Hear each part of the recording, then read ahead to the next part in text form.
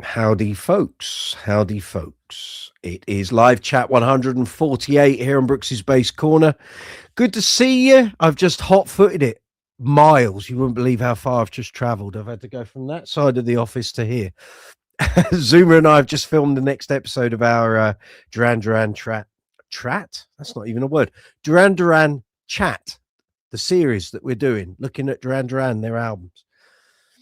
Finished about 7 minutes to 6. It's now 1 minute past 6, and I'm here. So good to see you. Live chat 148 here on Brooks's Bass Corner. It's Sunday evening, 6 o'clock. We now do Sundays, not Tuesdays. Hope you're all safe and well. Hope your bass playing's going great. There's a flood of messages here. I'm like, we only just started. How have they done all that? Anyway, good to see you. Neil Noble, Bob Weir, R.I.P. Bob Weir. Bob Weir? Something's happened I'm not aware of. Bob Weir, American musician and songwriter, Grateful Dead guitarist, died at 78. Died yesterday. Rest in peace, Bob Weir. Sorry to hear that. Neil, hope you're well. Good to see you. Stacey Ann there. Good to see you too. Electric Low End, good to see you. Adrian Carpenter, hey, welcome. Bass playing, we're talking. Hope you're well. Hope you're a bass player. Adrian Carpenter seems to know who Stacey is. Or not. Maybe just people saying hello. Adrian, if you're a bass player, come on in. You're amongst friends. Good to see you. Stacey giving the emoji icon an absolute pummeling. That's what I like to see. Lots and lots and lots of emojis. Good for you. Leo, good to see you. How is the recuperation from appendicitis and broken wrists and all that? I hope you're doing well. Bill Derbyshire, good to see you too. There's lovely young Zoomer. It's a fine looking chap. I saw him only 7 minutes ago. He played a blinder today, ladies and gentlemen. Held it all together. Should be a good episode. He's going to edit it up. Probably be out the next couple of days. It's a good one. It's a good one. I know. I've just been doing it. Pulled out all the first album 12 inches, box sets, limited edition color vinyls. The gems we've got. You've got no idea, believe me. Anyway, he did really well. He's now got to edit it. Zoomer, tell me if you need me to do anything. I'll go into, once we finish the live chat, I'm going to cook my dinner. I'll come back. I'll do vidIQ for you with all the AI stuff and all the keywords and all of that stuff. I'll do all that once we finish, but it's all good. Good luck with the editing. We're shorter today. We didn't do 2 hours. We did about an hour and 35. So it's all good. Frank Nelson, good to see you. You're telling me he's Bill. Yeah, Bob Weir was in Grateful Dead. Thank you. It's just what I like. Helpful people that come here on a Brooks's Bass Corner. It's fabulous. Thank you. George, good to see you too. Rest in peace, Bob Weir. Yeah, exactly that. Everyone's saying hello, Adrian. You wish you were a bass player. Well, you are in the right place. If you want to be a bass player, you're in the right place. I don't know how you found the channel. Maybe you've watched the Duran thing on Zoomer's channel. I don't know. But anyway, you're welcome. Come on in. We're a friendly bunch. We don't talk religion. We don't do politics. Other than that, we try and keep bass focused as much as possible. If you want to talk about music in general, it's all good. Feel free to contribute to the live chat. There's young Gareth. Good to see you, my man. We're not doing well at the moment. 2-0 down, I think, against Brighton. What's going on? If anyone's tuning in, having watched Zoomer's Duran video, we have the obviously resplendent t-shirt. You got to have the right garb. You're going to do the videos. You got to wear the clobber, Anyway, it's all good. Right, here we are. It is 6:05. Come on in. We're talking basses, bass guitars, bass amps, effects, cleaning materials, gig bags, strings, cases, great bass players, albums with great bass playing on. You want to talk about music generally? That's fine by me. Try and keep it bass centered, but we can go a little off topic. We just don't do religion. We don't do politics. I don't want any of that. If people come on here, either from the live chat feed, shorts feed, whatever, you want to come on, be rude, obnoxious, aggressive, nasty, you're straight out the door. You get one message and you're gone. That's how we run it here. No one gets bullied. We don't do bullying here on Brooks's Bass Corner. That's not acceptable. Bring your manners. Be nice. Be pleasant. Be friendly. All is good. Steve Badak, good to see you too. Adrian, yes, the Duran show. Well, there's Zuma directly below your message. There's young Zuma. He's the I was going to say culprit, but it's not. He's the curator of what we're doing on that video series. So he and I hatched a plan a little while ago that we were talking too much on these live chats about Duran, and everyone else was going, can we talk about something else, please? So we said, look, we should do a couple of videos here. And then when we started plotting it out, I've worked it out, Zuma. At the moment, the lowest number of videos we're going to do is 21. At most, we could end up close to 30. So let's see how we go. Anyway, and the original plan, we're sticking to it. We're going to go up to and including Power Station and Arcadia. Stop before we get to Notorious. If the videos are doing well and people are enjoying them and we're getting comments and general acceptance, then we'll do the next batch. And if we don't, then we'll stop after the big guns of first album, Rio, Seven the Ragged Tiger, Arcadia, Power Station. We don't even get as far as Notorious. Let's see how we go. But it's coming along rather nicely, I have to say. And if he can work his magic like he did on last week's one, we're on to a winner. So fingers crossed. But if you want to fire some questions at the superstar, he's there directly below you in the live chat. Zuma saying, hello, Adrian. Mike, Adrian knows B. Oh, has he nicked her T-shirt collection as well? This man has a lack of Duran T-shirts, not Zuma, beat after beat. He's not here yet. He will be. Someone will rattle his cage and he'll appear. But he keeps trying to steal Zuma's T-shirts. If he could get to England, he'd probably try and steal mine as well. Good luck with that. The dogs would have you before you even got the drive. Electric Low End, cataract surgery this coming Thursday. Best of luck. Best wishes. Love and support for you. They're going to harvest your eyeballs. If anyone's eating their dinner at the moment, you might want to look away as I recite this message.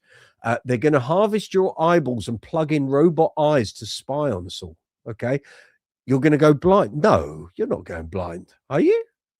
That's what you're going to have the cataract surgery to prevent, surely. I know a bit about this. My mum's going through similar problems. She's only got 5% vision left, maybe less. They can't operate on my mum's cataracts because if they do, they'll break the seal on the eyeball. And because she's diabetic, it could completely take away any vision she has left, which isn't much. So I know what you're going through. So best of luck this week. Frank Nelson, what a lovely safe space to be in. That's the general plan. People come in here, be aggressive, nasty, obnoxious, rude. I'm not having it. So yeah, anyone that comes in like that and starts spouting nonsense, they're gone. They don't hang around very long. We run a nice, friendly, orderly ship here. It gets a little out of hand sometimes when Richard gets here, of course, but I'm being cheeky. Don't worry.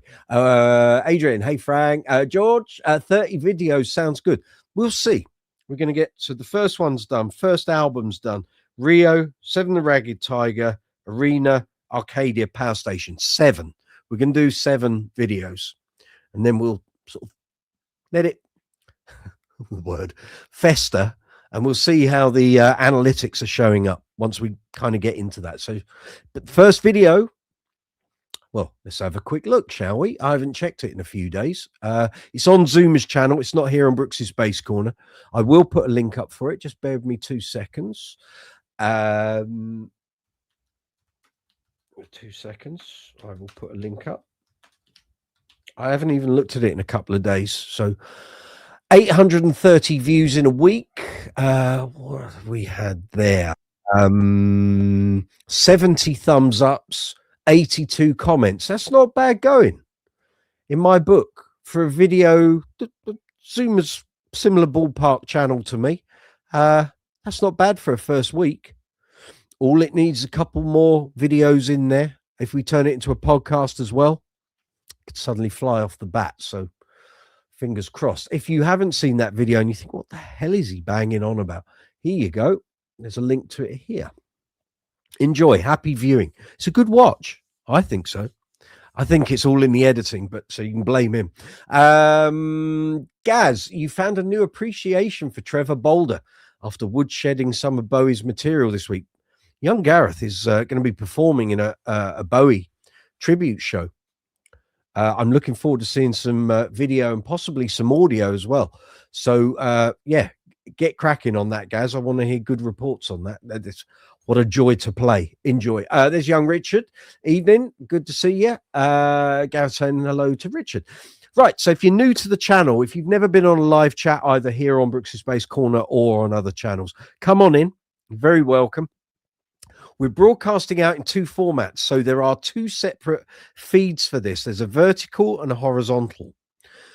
I have since last week's live chat found out that now YouTube have incorporated this into their system, but you have to go into their, it's the stream side of the YouTube app on desktop, and I have to start making loads of changes. And rather than do it experimentally in the middle of a live chat, I'm going to do it over the next couple of days and see how it works. I'm going to do some test broadcasts, so I'm not going to implement it today. So what you guys will find, and put the comments on stage as well, that'd be good, is if whichever feed you're in, if you're looking at the live chat window to the side or below, if you're on the mobile app, it will be below. If you're watching the desktop, the live chat will be going on the right-hand side. In the horizontal stream, you only get the horizontal messages from people that are watching on the horizontal stream. In the vertical stream, you only get the messages from the people that are watching and commenting in the vertical stream. The way to do it is to watch these messages that are on the corner, in the bottom right-hand corner of the screen. That's all the messages. That's collated. So if you can, I know on a phone it's a bit difficult, but if you can, keep an eye on that tracker rather than the message feed either below the video on vertical or to the right-hand side if you're on desktop. I will try and make the font bigger on there if I can. So we want to go big. Do we want tall? No, we want wide. So you get it all that way. So this week will be another sort of live chat experiment like it was last week. By next week, I will have this sorted. So it might be that we run through the YouTube app on desktop moving forward. We will see how it all pans out. Just going through messages. Zoomer's music pop quiz. Who was the bassist on Ashes to Ashes? Oh, I do know this. Is it Tony Visconti? Frank Nelson loved Trevor Boulder's work with Bowie. Yep. And Mott the Hoople, I think. He did some Mott the Hoople, I think. I could be wrong. Flat Fifth, good to see you. Good morning from Northern California. I'm not sure whose ID that is. You're new here. Welcome. Come on in. Welcome. We're talking bass guitars, bass players, all that sort of thing. George, Bowie always had amazing musicians. He wasn't going to have any old rubbish, was he? Let's be fair. So if you're new to the live chats, come on in. If you're on the vertical stream, the live chat is going on directly below the video window. If you're on the desktop version, it's that way. So you'll see a load of messages on the right-hand side of your screen. At the bottom of that live chat window, you'll see a rectangle that says chat or comment. Put your insertion point or cursor in there, type away, press send. It appears here in the live chat. Then I can respond to it, as can the fine people that frequent the Brooks' Bass Corner live chat. If you're asking a question or looking for advice, I will do my very best to help you. Tap into the knowledge that's up here. There ain't a lot in there, but what I've got, you can have. And if I don't know the answer, then other people here on the live chats will contribute. Certainly if you're asking a gear question or looking for some information about various bass players. Next to the rectangle, you'll see an emoji icon. Feel free to give that an absolute pummeling because the YouTube algorithm loves emojis in live chats. It means you're getting involved in the chat. You're positive about what we're doing here on the live chat. And so it pushes the live chat out to more and more people that are on YouTube. Next to that, you'll see a rectangle with a dollar symbol in it. That's called Super Chat. Allows you to make a financial contribution to the channel if you wish to do so. You don't have to. The videos are free to watch, but the channel is a monetized channel. So I'm intending on keeping this channel running for the next 20 to 25 years, if YouTube still exists in 20, 25 years. Everything you see, the cameras, the microphones, stands, leads, cables, lights, basses, amps, effects, all the cleaning maintenance stuff you see in the workshop videos. Everything comes out of my pocket. So any money you contribute to the channel gets plowed straight back into that. It pays for the vidIQ subscription. It pays for everything you see in the videos. So if you wish to help, fabulous. If you don't, then fine. Sit back, enjoy the live chat, enjoy the other content on the channel, help yourself. I hope there's some content here on Brooks's Bass Corner that works for you in one way or another. That's the live chat window. This is the video window that you're watching. Directly below, you'll see a row of icons. There's a thumbs up and a thumbs down. Please give the live chat a thumbs up, even if you're watching after the event. I can't stress enough. I say it every week on the live chats. The thumbs up, leaving comments in the comments section, and sharing the video out to social media, email, and websites is so important, both for the video, for me, for the channel. So if you give the video a thumbs up, thank you very much in advance, but I will keep reiterating through the live chat, please give it a thumbs up. If you're going to give it a thumbs down, then please leave a comment in the comment section. Tell me what you don't like. I can't make the videos better if I don't know what the problem is. Next to that, you'll see a share arrow, so you can share the video out to social media, email, and websites. There's a watch later icon, so you can save the video to watch at a later date. Then you've got a love heart with a dollar symbol in. That's called Super Thanks, which works exactly the same way as Super Chat. But the Super Thanks icon exists on every single video here on the channel. So Super Chat works when we're doing live chats. Super Thanks exists on the live chats and everything else. So if you watch one of the videos at 3 in the morning and I'm showing you how to set a bass up, or restringing or cleaning or waxing or what have you, and you suddenly think that was really useful, I found that really helpful, you can hit the Super Thanks button, contribute to the channel if you wish to do so, but you don't have to, it's free.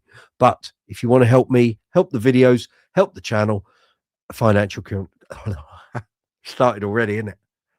Hey, a financial contribution really helps. So next to the thumbs up, thumbs down, done the share arrow, done the Super Thanks.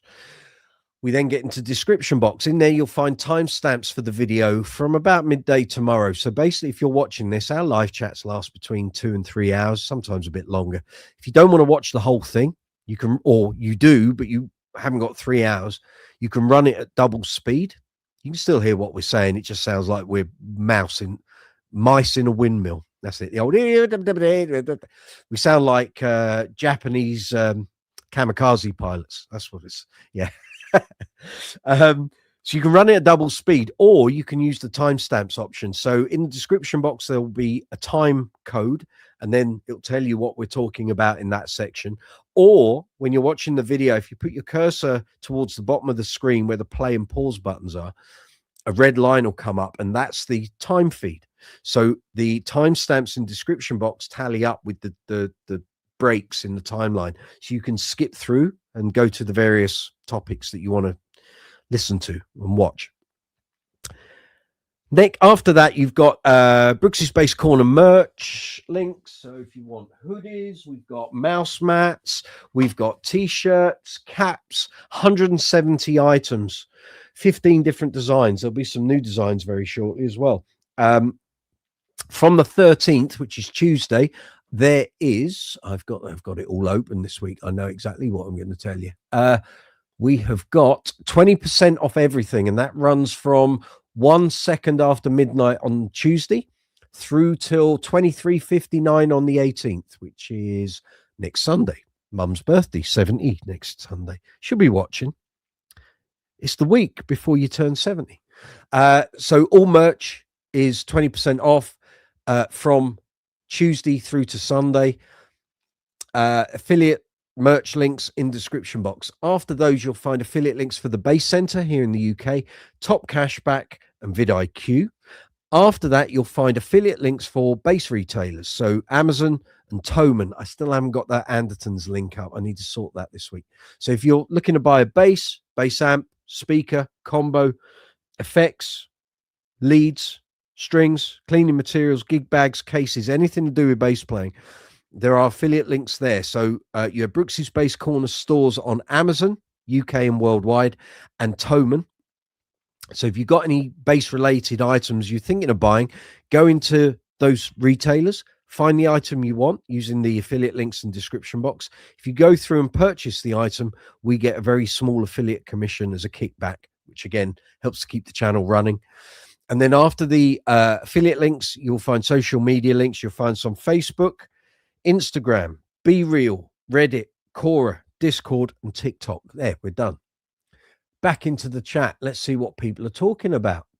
Gareth Harrison, it was George Murray on Ashes to Ashes. Well done. Trevor Boulder also played with Uriah Heep and Wishbone Ash. Yes, he did. Bill Derbyshire, yes, I believe it's George Murray. Well done, lads. According to Wiki, I hadn't gone into Wiki, so with Tony Visconti producing. There we go.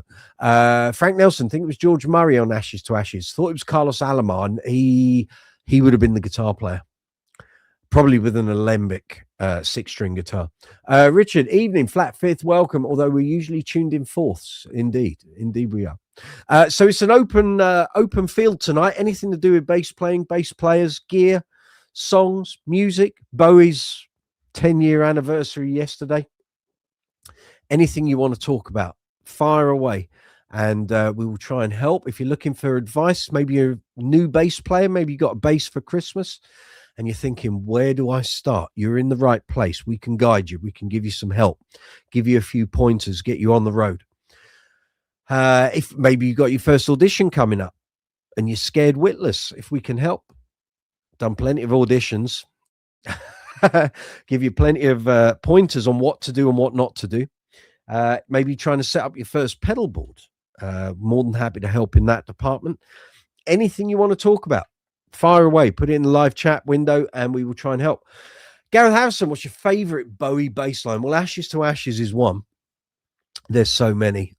I used to play in a band. I used to be the dep for it. So I was covering for Bob Skeet, who plays with Wishbone Ash, has played with Wishbone Ash for 30 years, I think, this year. Young Bob, if you're watching. So I used to cover for Bob in Mike Fabge's band. They did loads of Bowie, loads of 70s and 80s Bowie. And it was a joy. It was an absolute joy. And those lines are great. You know, Ziggy Stardust is a great line. Ashes to Ashes, great line. Richard said, let's dance. That's a great line. Carmine Royas, who was Bowie's bass player for a significant amount of time. I was meant to interview him before the magazine bass player went down the pan. And we didn't get to do that. I'm going to try at some point this year. I'm going through the list of things that we didn't get done and see if I can incorporate them as videos into the channel. So last night, people who follow the channel, watch what I post on the community tab, beat after beats in. Lock your t-shirts away, Zoomer.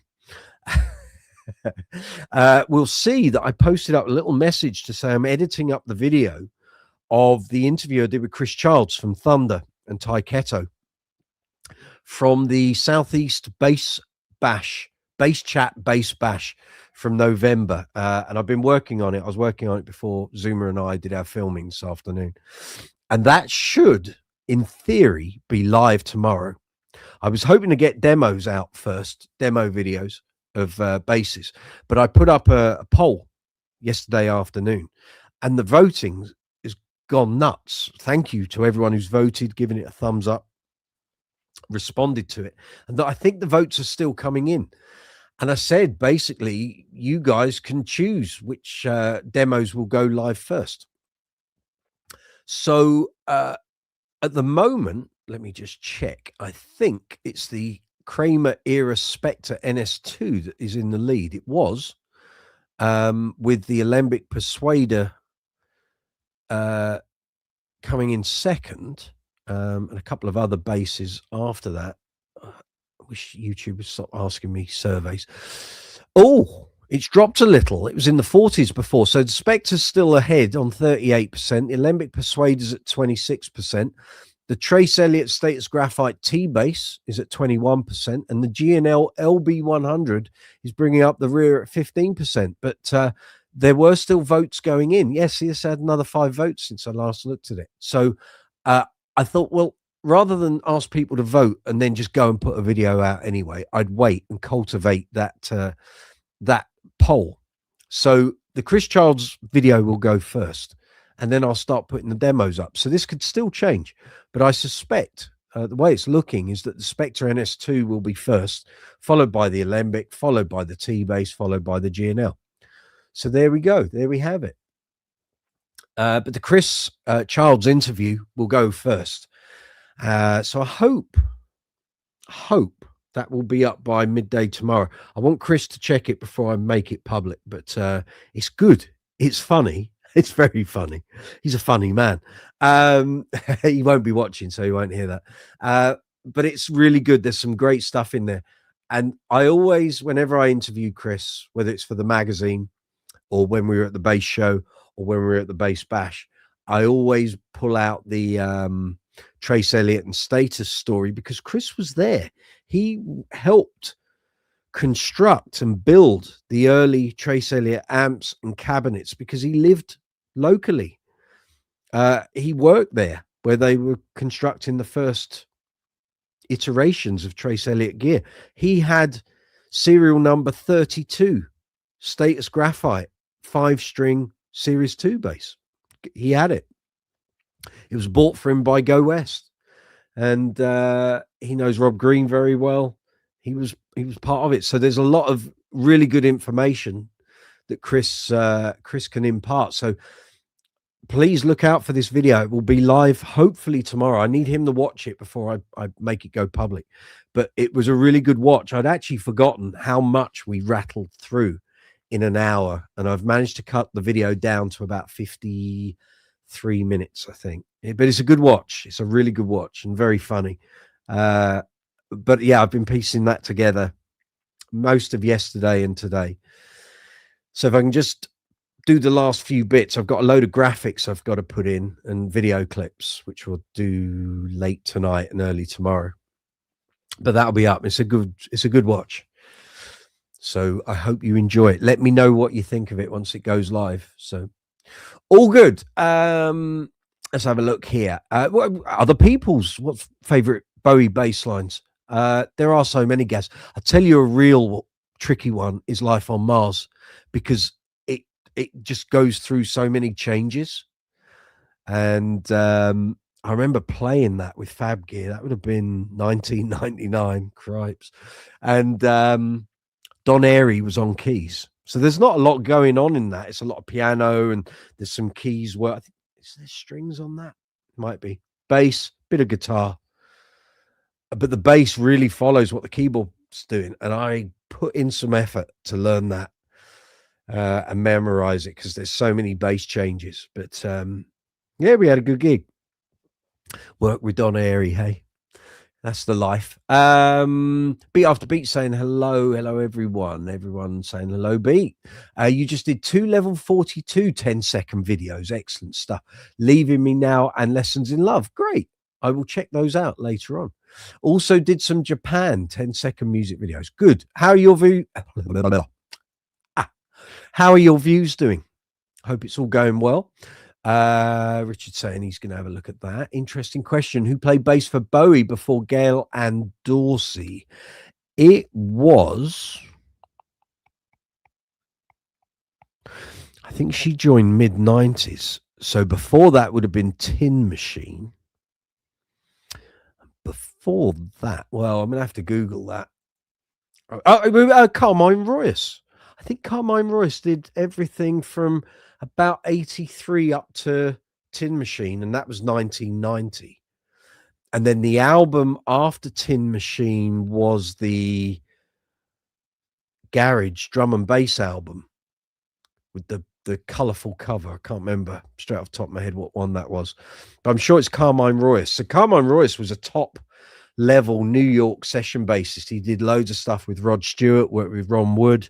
He was first call on so much stuff. And I think he left to do Rod Stewart. And I think Bowie knew that he wasn't going to be touring for a while. There was the Changes Bowie album in 1990, which was like a greatest hits. It was the first greatest hits thing that came out. And I think Carmine Royce knew there wasn't going to be a lot of touring work. So he went off and joined Rod Stewart's band. By all means, tell me if I'm right or wrong. but I think that's right. BRB, thanks for the support. It's okay. Zuma, Chris released a cool Rickenbacker video. Yes, I saw that. Chris, if you're out there, I'm going to watch that. It's in my to watch feed later on. Beat, over 2,000 views in the last 48 hours. You're on the surge, aren't you? Excellent. Well done, sir. Sounds like it's building nicely. I think it's doing good work. That's why. If you do good work, people will watch. That's it.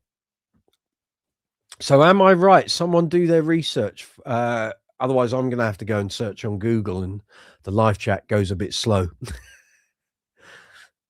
Am I right? Carmine Royas, Rojas. I spoke to him on email multiple times as the magazine was starting to wind down in 21 and 22. And we were going to hook up the next time he was in London for a Bowie celebration, which would have been, I think, January 22. And I'm sure he did the show, but I remember saying to Joel, do you want me to go and interview him? He went, no. I was like, you are joking. Carmine Royce is like one of the top session players in the world. No, we'll get him next time. And next time didn't happen, of course, because the mag went under. Beat after beat, I really like Aha, Train of Thought. Yeah, it's a good tune. I like how that one came out. Hey, if you're going to do tunes, I'll suggest one to you. Heaven in My Hands, level 42. The US remix, which has got the whole Alan Murphy guitar solo. It's outstanding. In fact, you might want to do a video just of the solo. Just amazing. Alan Murphy was one of the best session guitarists this country ever produced. He died very young. He died in 1989 from AIDS. But he was the guitarist for Go West, Kate Bush, Nick Hayward, level 42. He did loads of stuff. Amazing player. He was like a younger Alan Holdsworth. And yeah, need I say more? You have a vision for that. If you can't find a copy of the US remix of Heaven in My Hands, which is like a 12-inch remix, but it's far more rocky and the guitar is far more in the mix. The solo is outstanding. I can send it to you if you can't find it. I'm sure you'll find it either on YouTube or Spotify, but you want the US remix, not the album version or the single version. Gareth Harrison, Derek Boys from 67, Bowie, Tony Visconti 69, Tony Fox Sales 70. Okay, the main ones were Gale, George Murray, also mentioned Carmine Royce and Tim LaFay. I think Tim LaFay was recording. I'm not sure if he did live work, but Carmine Royce did pretty much. Well, he did all the touring work from 83 to 90. The way to see is when did Carmine Royce join Rod Stewart's band? And I think that was 90, 91. He was, in fact, I think he did the live shows in 91 in support of Vagabond Heart. But the bass player on much of that album, I think, is Bernard Edwards. So Rod went through a phase of working a lot with Andy Taylor, and Bernard would always be the bass player for those sessions. If you want some peak Bernard Edwards bass playing following Chic, Rod Stewart's got an album called Out of Order. Out of Order. And Bernard's all over it. And Andy Taylor's producing. Great album. Really good album. There were quite a few hits on that album. Beat after beat, you did Simple Minds, Theme for Great Cities tune. Can you do one for Belfast Child? That'd be good to hear. Stacey, yes, Vagabond Heart. It's a good album. Good album. But Out of Order is really good. Really good. Did very well for Rod in America at that time. And so you had Robert Palmer with Bernard and Andy Taylor, Power Station, Rod Stewart, Andy Taylor's own stuff. There's a lot of that cross-pollination. A good engine room would always be Andy Taylor, Bernard Edwards, and then take your pick of drummers to go with it. But, Tony Thompson in the mix, if you can tie him down, great. Let him off the leash, as Nile Rodgers will say. Anything could happen. But there we go. Belfast Child, you need a vision. There's loads of stuff, loads of Simple Minds stuff for Belfast Child. Look at some of the live versions. Maybe the one from Verona. It's quite atmospheric. Have a look at that. What we got here? George, just listening to Low. Who played bass on that? I think Gareth is going to provide the answer there. So George Murray. There we go. But he did the Berlin trilogy, Low, Heroes and Lodger. Yeah. Scary Monsters was 80, yeah, because that had Ashes to Ashes. Carmine Royce 83 to 88. Okay, that makes sense. Yes, the last tour before that would have been the Glass Spider tour, which Duran was support for. Gail and Dorsey did 95 to 2004. Yeah. Tim LaFay did 2015, 2016. There we go. B after B, love this digital artwork. Yeah. Your channel's doing great. Just more of it. Keep doing it. Keep doing it. Zumi, I think you pronounce it Riojas. Well, I'm going on the Ron Wood pronunciation and Rod Stewart's pronunciation. They call him Royas, but I'll go with if however he wants it pronounced. I'll go with that.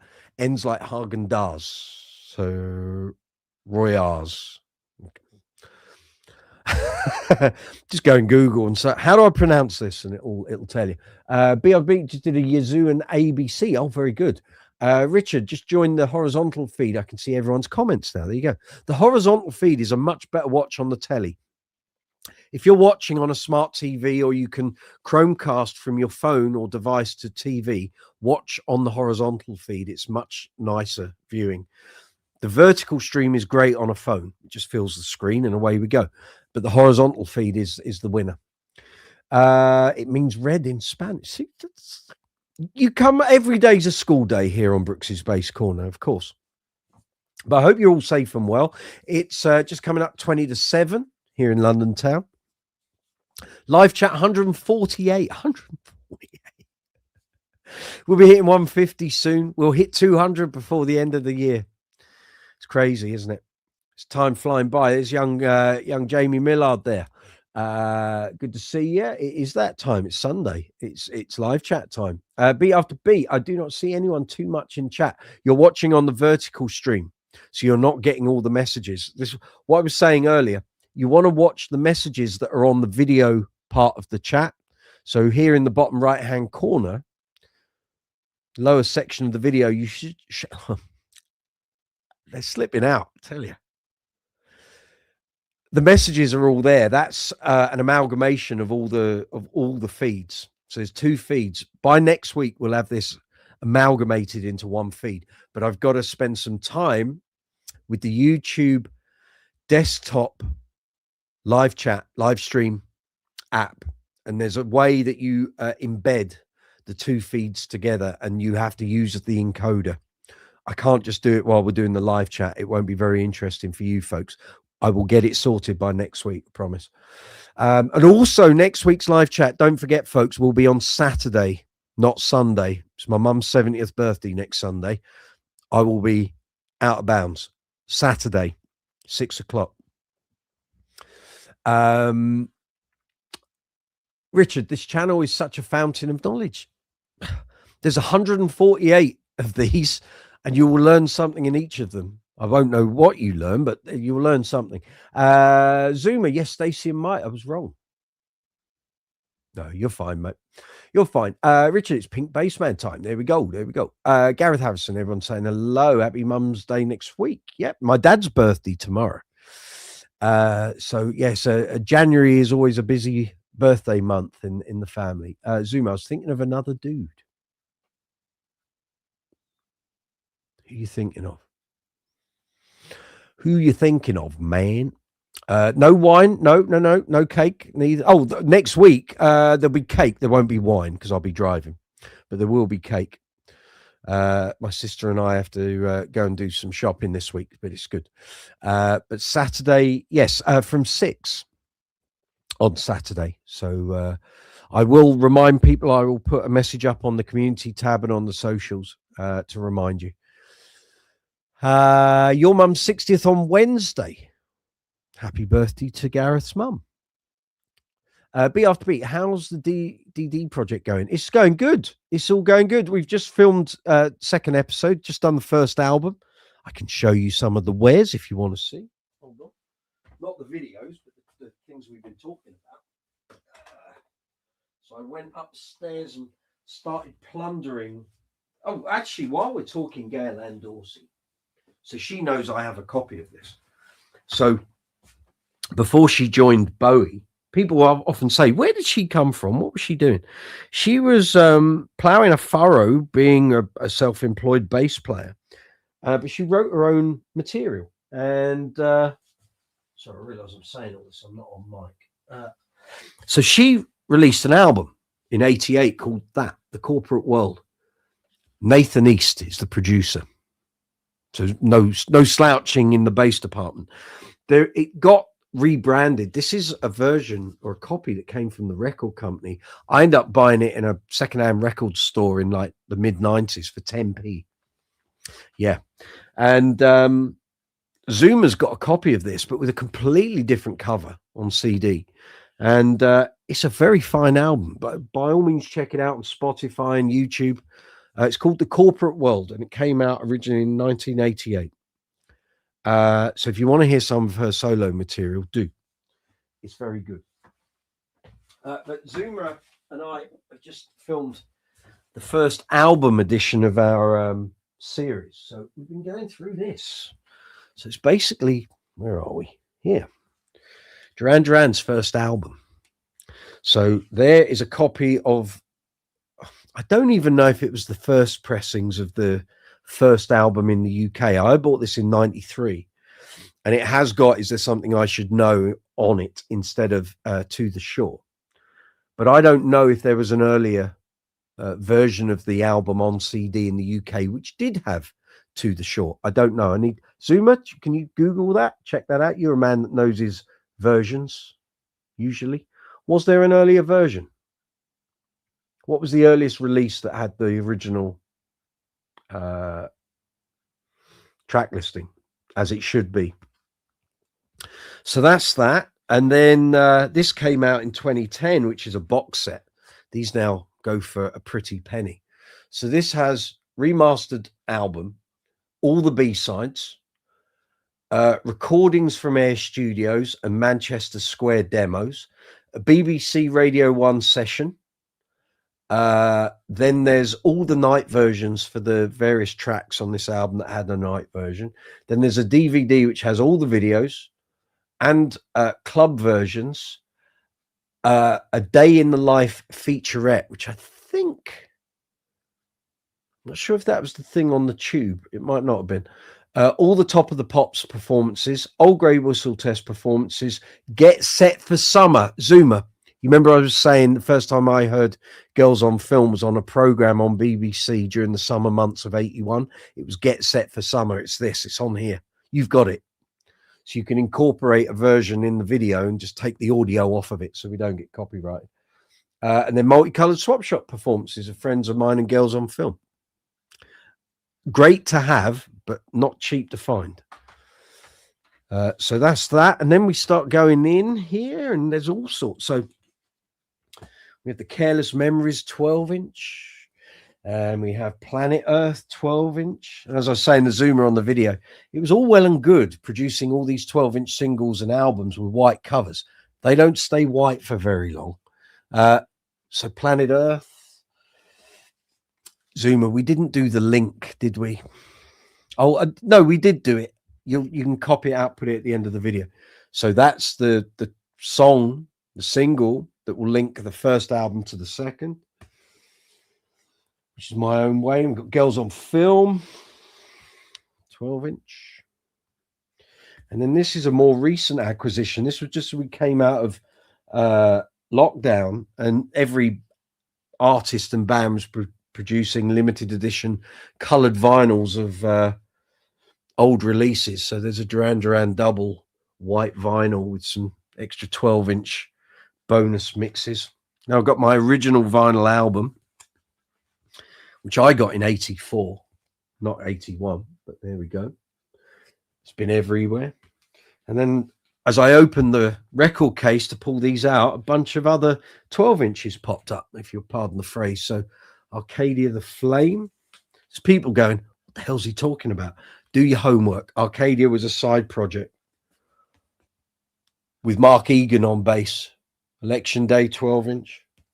So it's all good stuff. So that episode, hopefully, when Zoom has got it edited up, will be out. I would imagine by the end of the week, probably. Essential viewing, of course. But yeah. And then, as I say, next week, it's the big one. It's Rio, isn't it?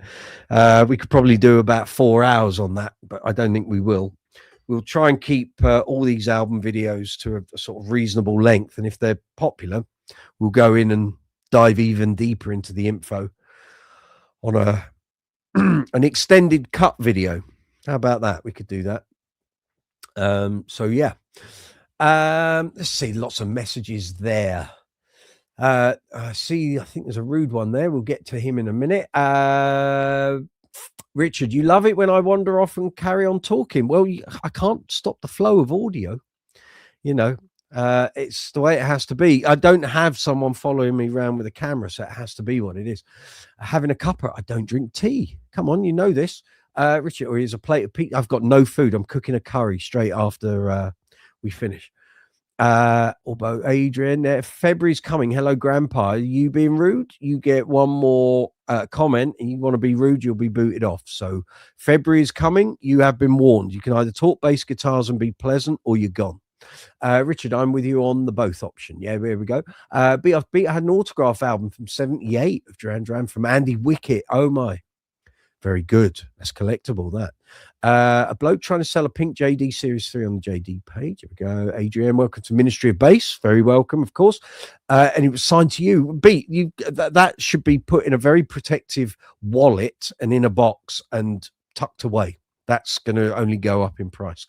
Being Pete must have your name on it. I think Mr. Millard has more than enough JDs. I don't think he's got room for any more. You'd have to sell some Rickenbackers to make room, of course. Chevron, where we are, Miss Diggins, about some naughty bits from our shop tour. Very good. Sounds good to you. He told me Duran bought girls on film song. They probably did buy him out, is what you're alluding to. And I'm not even sure if that happened at the time. I think that might have happened in the 80s. And I'm wondering if it might have been the management that did that. There'll probably be something on Google about it. Gareth, you picked up New Model Army, No Rest for the Wicked and Vengeance at the Mission 1 and 2 on vinyl in a charity shop for £1 each the other day. So those vinyls I've just shown you, some of those, like the Gail Ann Dorsey, a couple of the Arcadia ones, the Duran ones were all the price they should have been. We used to, or we've still got a branch actually in Notting Hill Gate called the Video and Music Exchange. And it was on multiple floors. And if you went down into like the dungeon in the bottom, that's where all the records and vinyl and CD and tapes used to be. I visited it about 2 years ago. It's still there. It's not quite the emporium it once was, but they used to have branches dotted all around London. And there was one around the corner from Shepherd's Bush, Empire. And I went in it not long after I moved to Ealing. So that would have been 1996, September and October 96. I went down there on the bus. I didn't have a car at the time. I didn't know what was going to be in there. I'd never walked in there, but I knew it was there. And I thought, I'm going to go and have a look. I'm not that far. I spent a Monday morning and the start of an afternoon. I must have been in there for about 4 hours.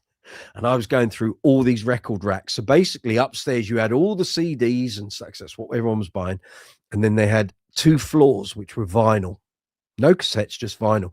And basically everyone was selling off their vinyl. So people would come in with boxes and boxes of 12-inch and albums. And they'd say, well, we'll give you 20 quid for that. And they'd take 100 albums. And they were selling these at 10 pence a go. I went round. There was no one else in there. It was a cold, wet September morning on a Monday in Shepherd's Bush. There was no one else except the people in the shop. And they were still filling the racks up with all this stuff. It took me 4 hours to go through these 2 floors, and I literally came away. So everything was 10 pence. I think I spent 12 quid. So I bought about 120 things, all albums or 12-inch singles. And I had to go down the road because it was a time back then when they still gave you carrier bags, but the shop didn't have any. And I had so many pieces of vinyl that I wanted to buy, they didn't have any bags. I had to go down to the pound shop down the road in Shepherd's Bush and buy a load of carrier bags so I could get them all home on the bus. Literally, how I got home and none of those bags ripped or snapped, I've got no idea. They were at bursting point. I literally had 10 bags, 5 in each hand. I was a younger man. It was a lot easier then.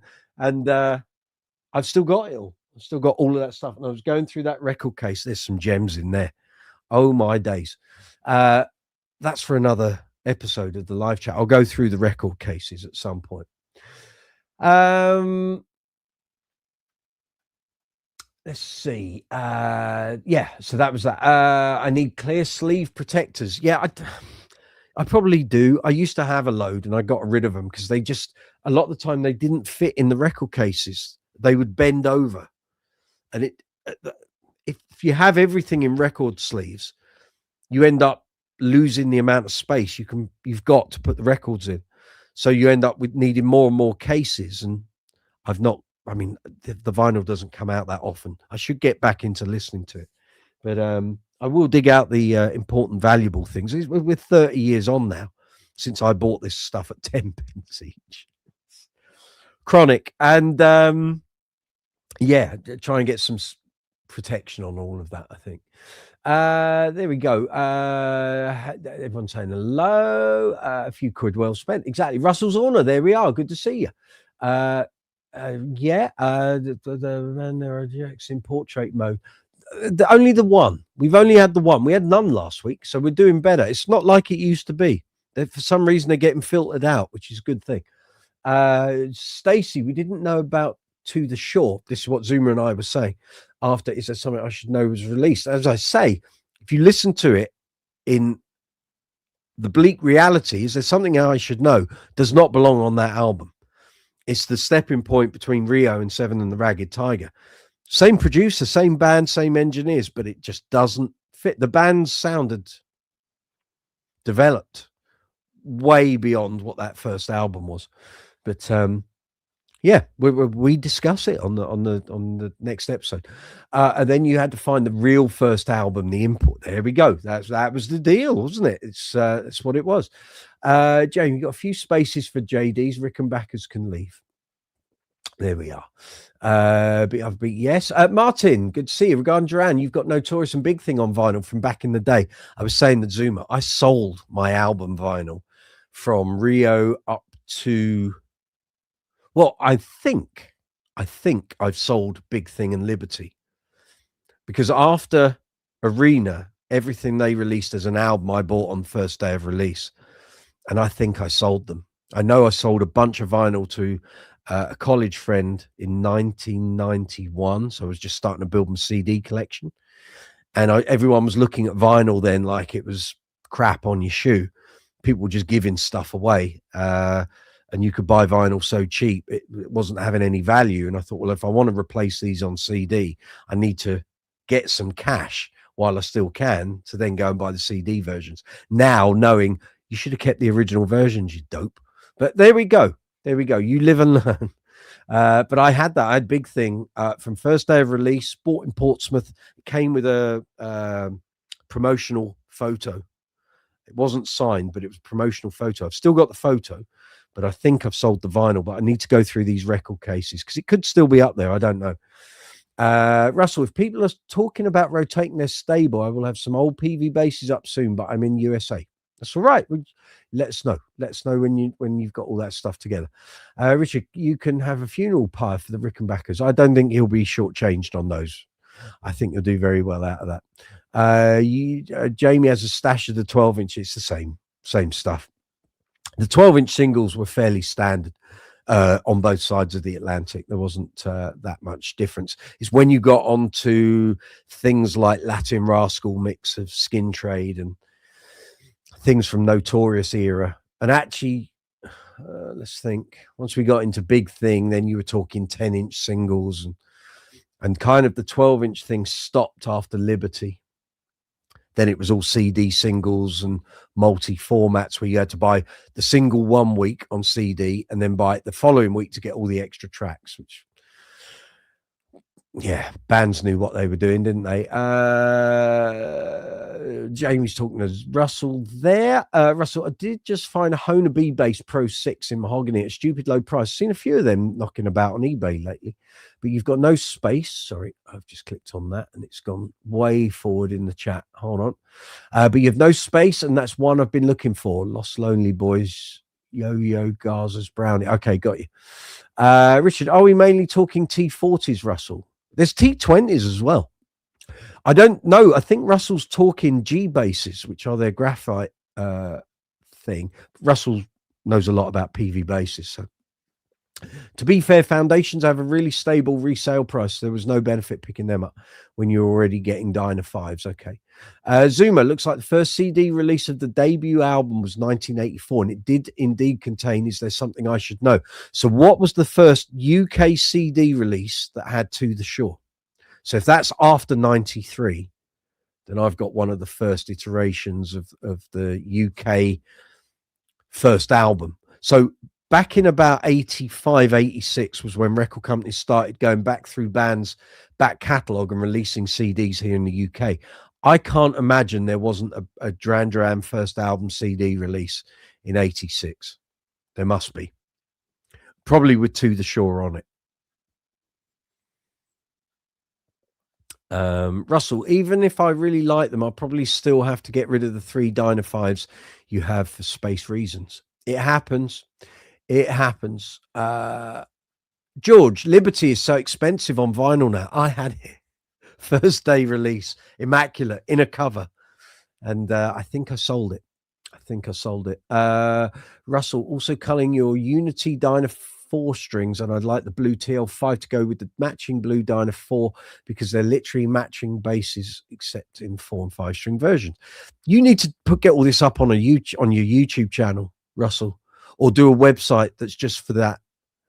There are PV collectors out there. They'll do all this. If you can do it on a channel, then you can basically sell direct, can't you? And you can demo them. Probably best way of doing it. Pink Dyna 4 would be good for you. There you go. You plan to keep the red, white, and blue Unity passives just because. Okay. Keeping the Koa. Koa's lovely on a bass. Dyna 4 because that thing is amazing. And the Honeyburst TL5 probably because Honeyburst. There we go. They all sound and play great though, for sure. They're all amazing. Kind of its own thing. Yeah, I've got a Koa Alembic Persuader here, and it's lovely. Looks lovely, sounds lovely. I do like it. It can be a bit plain, but the figuring tends to be a bit difficult to see. But as I tilt it, you'll get without the flame, you'll think, oh, it's just a boring bit of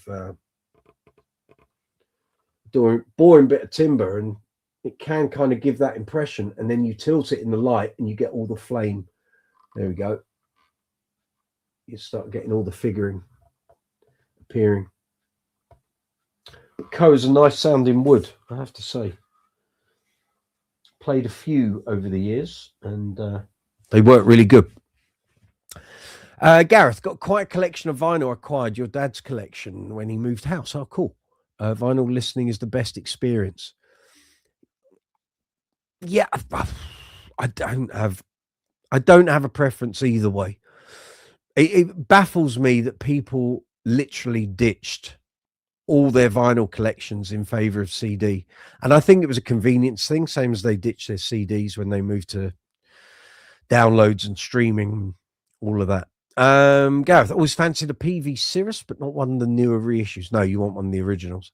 And you want the pricey ones, not the cheap ones. Russell Zorner, there are husks that come up from time to time. If you find a blonde one, it won't be dyed too darkly, and a woodworker could dye it pink. Sorry. A bit dry there. You wouldn't say it so much, but someone, yes, normally I wouldn't say it so much, but someone asked, okay, you can paint a solid color pink as well, of course. Yeah, but if you saw the flame on the wings, you want transparent, maybe pearl pink. It would explode visually under the spotlights. There we go. The flame on most of these so intense, I can't get good pics of them. I know that feeling with my empathy. It will have to be video clips. Do a YouTube channel for this, even if you just set it up to do the sales. If you can do demos and show people what you're selling, you'll probably find they sell quite quick.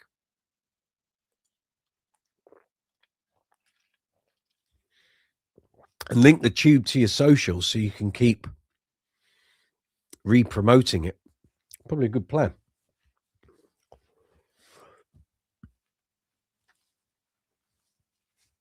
There we go. He sold off 14 Spectres doing exactly the same thing. There we are. It is. It's just gone. Well, I'm saying it is. It's just gone.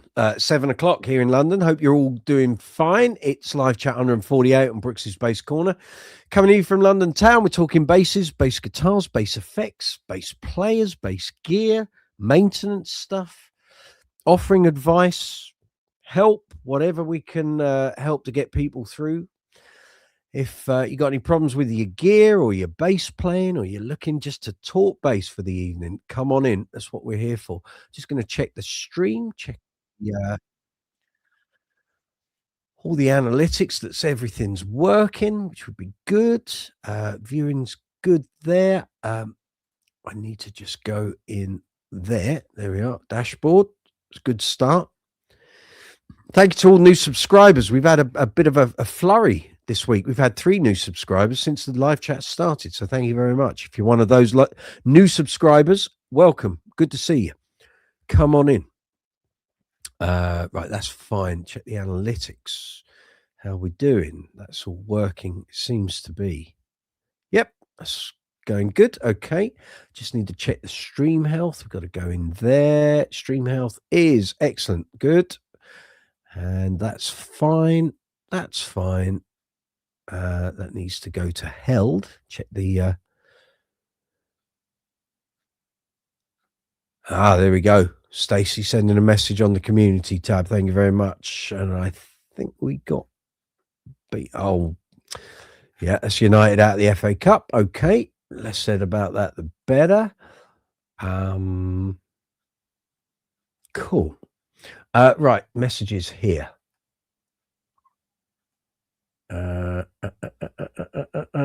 Russell, you've been trying but alone and crippled and not having a good month physically. Understood. People who are supposed to be helping me punked out, so I've been trying to cover my day-to-day surviving, picking away super slowly at the pile. Gotcha. You'd help if you were closer geographically. Here we are. Zuma 1994 CD release in Europe has both songs. It tacks on to the shore as track 10.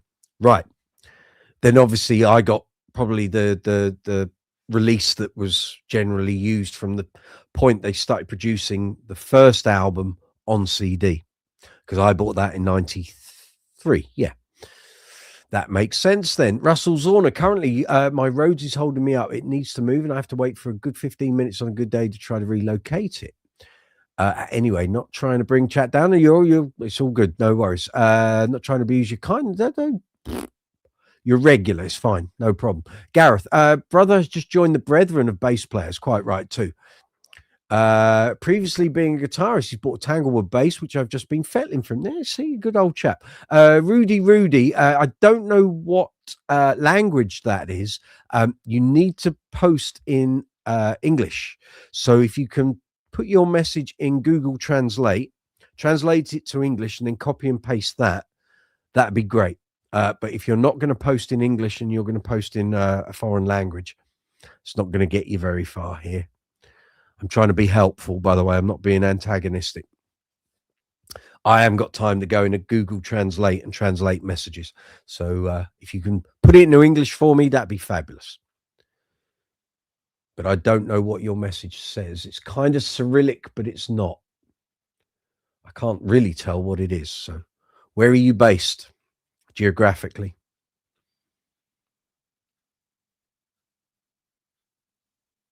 I know not.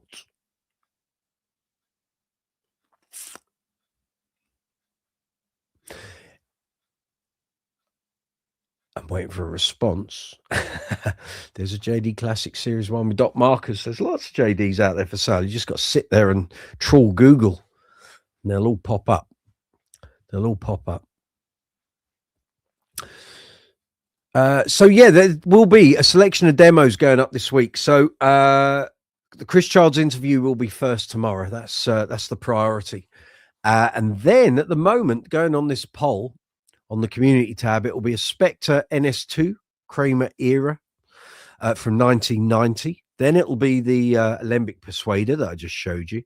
Then the T-Bass, and then the G&L LB100. And then I'm going to start delving into this rack, which you can't see, but it's directly behind me. I can probably tilt the camera, try not to ruin the angle.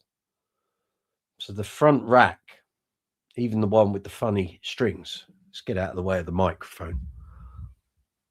There. Going to be wading through that lot. So there's going to be demos and reviews aplenty coming your way. And, oh, I've lost the height. Here we go. Right, that can come down. There we go.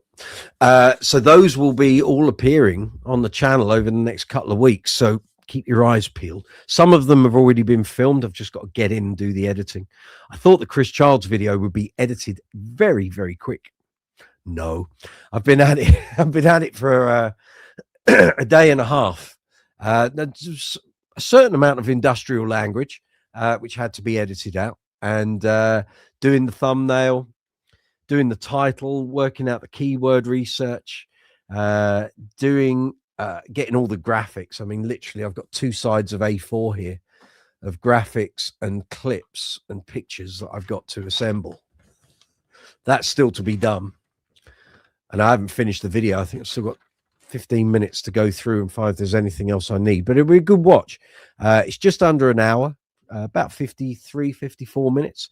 So if you like Thunder, or you're a follower of Chris's career, like his bass playing, fan of Ty Keto, there's loads of stuff in there. Lots of good references, lots of good advice, picking loads of stuff apart. It was done at the Bass Chat Bass Bash back in November. And so it was kind of, actually, he was asked to go and be a guest speaker. And then I got asked, would you come and do the interview? And I went, yeah, okay. Not that I was actually going. It wasn't guaranteed I was going to the Bass Bash. But I said, yeah, okay. And then he rang me up and said, you interviewing me? I said, yeah. He's like, oh, that's all right. Then we'll just, we'll rattle through a load of the stuff we did before at the bass show and then bolt on some new stuff and we're good to go. I said, well, that's pretty much how it works. So, yeah, but there's loads of good stuff in there. And I hope you enjoy it. It's a good watch. It's a good watch. Not too taxing, quite light-hearted, but some very useful insights and some useful advice. So whether you're a beginner, semi-pro, fully pro, an old-timer, I think you'll find it entertaining. We were in the Bass Brothers in September, played that fretless guy, has it, and now shifting as he can't get on with no frets. There we go. You should know that, really. You should know that before you just buy a bass. If fretless ain't for you, you should know that. But anyway, I have industrial language for 100. Yeah, quite. Yeah, but if you have space and it's a killer deal, sometimes it's nice to have a bass round that you can let go when someone asks about your main players. Maximize investment, of course. Martin, Bass Bash was a great day. Oh, you were there. Fabulous. Well, there you go. It was the Southeast one in November. So if you were watching, if you were there listening to me prattle on with Chris, that's what will be going up tomorrow. I've just got to get in and finish the bits and pieces, get him to sign it off, and that'll be live. But it is a good watch. Sadly, it was such a rush on the day. The actual camera is closer to me because it was the only place that was sensible to put a camera on a level surface. So you get a bit of me, loads of the mic stand, and then Chris is in the background behind the mic stand. But anyway, there's lots of cuts in there with other visuals and graphics and videos, and it's all good. Russell, can't wrap your head around putting frets on a fretless. People do it. It's a bit much at this point, so I already have 2 JD fretlesses. There you go. You're off to Sainsbury's. Enjoy. Take it easy. Have a good week. Yeah, so that will be first, and then the demos I'll start rolling out And then I've got some old vintage interviews, which I keep mentioning. It's just the time it takes to go through them and edit them up. And because I'm working with audio, no video, I then have to come up with the visuals that go with it. And it can be a bit time intensive, but it's all good. It's all good. We'll get those out. And there's a load of good names in there. Jack Bruce, John Lodge. Oh, God. Ida Nielsen. I can go into the list if you want to see it. It's hefty. We got Bass Guitar Magazine interviews. There's the interview with the former CEO and chief executive of Aguilar, Alfonso Johnson from Weather Report. We've done him. There's an interview with Bernie Goodfellow, which I need to check with him if he's all right for me to put up. I think he will be, but we'll see. There's a couple of Billy Sheehan interviews that I haven't put up already. Cody Wright, some Dave Swift. Done that. There's another interview with Glenn Hughes, another interview with Guy Pratt. Actually, 2 interviews with Guy Pratt. Might combine those. Ida Nielsen, I said. Jack Bruce, I've said. Jason Howe at Rote Sound. Jeff Coffey from Chicago. Jimmy Sims, who's gone from strength to strength since I did that interview. When I did that, he had just finished working with Brian Ferry. I think it just predated him working with Amy McDonald, but I could be wrong. And then he went on to work with George Ezra. He's done very well for himself. Interview with Joe Hubbard, John East, John Myung from Dream Theater. Let's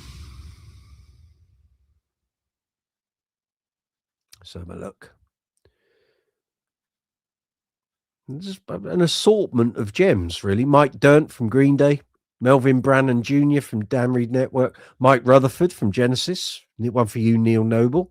The first interview I did with Nathan East, interview with Neil Murray, Nick Beggs, Nick Fife, Pete Hook, Phil Spalding. That one I have to get up soon. Roger Sadowski, Scott Reeder, Sheldon Dingwall, interview with Stuart Spector, Tim Staffel. Oh no, that's a email questions. That's not an audio interview, sadly. Yeah, so there's all that. So I've got to wade through that lot. So I can try and get some of those out to you fine people. George, I've been learning 2 Arcadia songs that Zoomers did. Teeth in. It's getting worse. You've been learning the 2 Arcadia songs that Zuma did on the Pentabuzz. Lots of fun. Zuma, you need to do more of those. Beat after beat, sending blessings to everyone. Russell, yeah, if you can have them build another with frets, there are people that are used to being upcharged for fretless models, especially in production bases from large companies. Correct. They treat you like lefties. It's the way it is, isn't it? Zuma, yes, Peter Hook. Yeah, I interviewed him at the London Bass Guitar Show in, 2013. And I interviewed him again in 2020, just as we went into COVID. We were doing an advertorial for Yamaha Line 6 and Ampeg. And I interviewed him. So I've still got the audio for that to go through as well. Actually, there's one with Gail Landorsi as well. Yeah, that's audio. I wonder if the Peter Hook one might be video, actually. Let me look a minute here. Here we go. What is all that? Oh, that's the written stuff. Right, just bear with me a minute. I'll have a look here. Here we go. Peter Hook. No, it's an MP3. It's audio. Billy Sheehan is audio. Oh, okay. Yeah, it was. We didn't have authority to capture video, so it was audio and text. Shame. It was just before I started the channel, about 3 months before. I should have videoed it, shouldn't I? Idiot. Russell, build a fretted one and sell the fretless. Even if they like the tone of the fretless, it will not sound the same as fretted, and they may hate the sound. So another reason not to do it. Yeah. You're going to be the interview king. These are all things all done. They were done years ago. Kyle Kim, that owns Sire, is a great interview. He's a player who started out making basses because he couldn't afford one, and from making them for friends. Okay. It just grew. He's a nice guy. I don't know him. Never met him. Had no contact with him. Zuma, Mark Egan rules. Indeed, he does. George, he certainly does. There we go. Russell, making a fretted bass fretless only makes it faster, improves the sound, but makes a fretless bass fretted changes the whole geometry of play. And I've seen some real clankers result fretting them. Yeah. Yeah. Yeah. It seems a bit daft, but if it was fretted first and then made fretless, going back to fretted isn't so bad. If it was originally fretless from the outset and then making that fretted, yes, I get that. I get that. I hear you.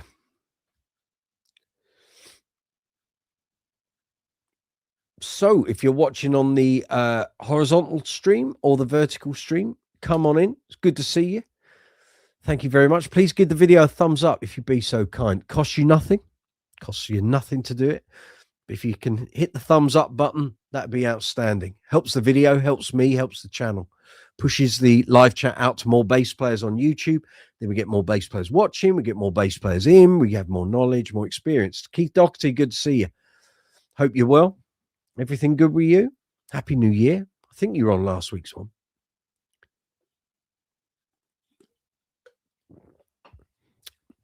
But it's all good. So is anyone looking at some new gear? Anyone buying anything? Anyone got money for Christmas and looking to buy some new bits and bobs? You've got a question. Let's have it. Always happy for your questions. What would you like to ask? What can I help you with? You bought a Harley Benton PB50 bass at Christmas. Need a good setup. Yeah, they usually do. Potluck. Yeah. The action was very high. A few sharp frets. Okay. Russell, oh, well, not my bass. Apologies for being harpy. No, you're fine. But I need to head off. So everyone stay healthy as you can and stay positive. Take it easy, Russ. See you next week. Saturday next week, not Sunday.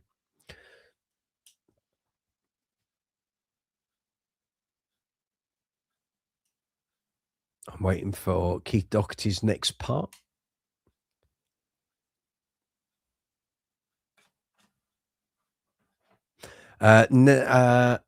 Right, now I've only started setting bass up myself. Okay, so after straightening the neck, you don't want to over straighten. Having a perfectly straight neck isn't always conducive to setting a bass up correctly. Sometimes having a degree of camber is a good thing. Adjusting the height and intonation. Okay. I see the intonation screw on the G string must be only catching the saddle by a few threads. I know it shouldn't be like that. Any ideas what I could check? That would suggest to me they haven't put the bridge in the right place. So you've run out of length. So just checking that you're doing intonation right, and I'm sure you are, and I'm sure you're probably checking a few of my videos and some other videos on YouTube. Right, to check intonation, tune the string to pitch. Make sure it's in tune. Fret at the 12th fret. Is it still in tune? After that, play a harmonic on the 12th fret. And is it still in tune? If the harmonic note is out, if it's flat, you move the saddle forward towards the neck. If it's sharp, you move the saddle back towards the back end of the body, past the bridge. So I assume you're doing that bit right.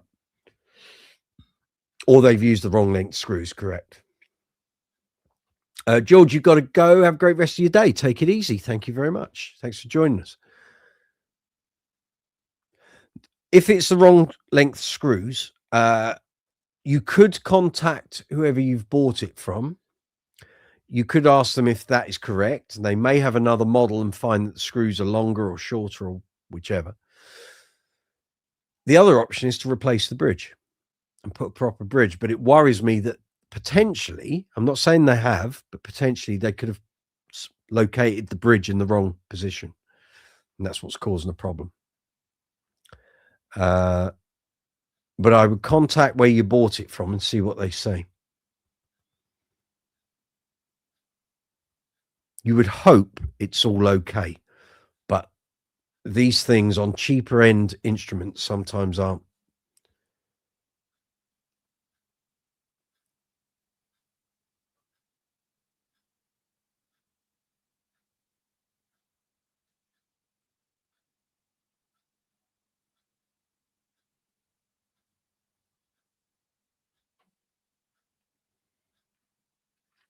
And one thing to check, Keith, check that all of those intonation screws are the same length.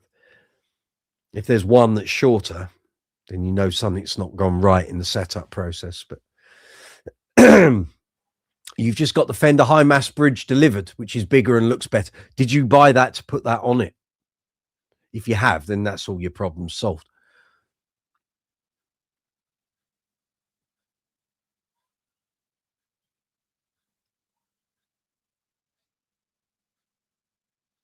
They're all the same. Okay, well, if you've bought that bridge to put it on it, well, that's just solved all your problems. I suggest you take the bridge off. If this is a bass that you might sell on, don't get rid of the old one. Keep hold of it. But if you're not that bothered and it's going to be a keeper, then it's up to you if you want to sell that bridge on. Richard was offering his spare bridge if you need it, Keith, but clearly you've got one. Tuners aren't the best, so I have a set of tuners that came off a Squire 70s VM jazz bass. You're going to put them on it. Okay, cool. Gaz, if I go into each live stream and give both a thumbs up, will it give you 2 in your stats? Yes. Yes, it will. It will this week. Thank you. I worked out after last week's live chat, they are 2 separate videos at the moment. But like I say, I'm going to do some experimentation this week and work it out what I've got to do to make it one combined stream. It can be done. Keith, thank you very much for the offer to Richard. As you'll notice, folks, the guy that came in and said, hello, Grandad, has disappeared. He didn't come back. Don't worry, my friend. Grey hair and receding hairlines will come your way, whether you like it or not. So don't be a smart ass. There we are. Here we are.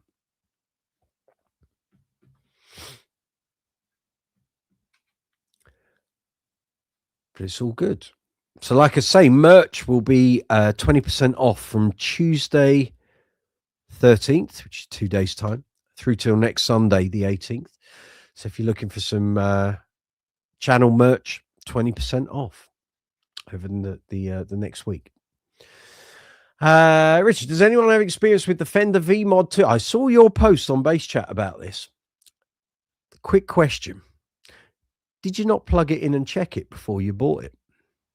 I know you went and picked it up from someone, but did you not check that before you bought it? Because if I went and checked a bass out and I thought it was a bit odd, I wouldn't have bought it.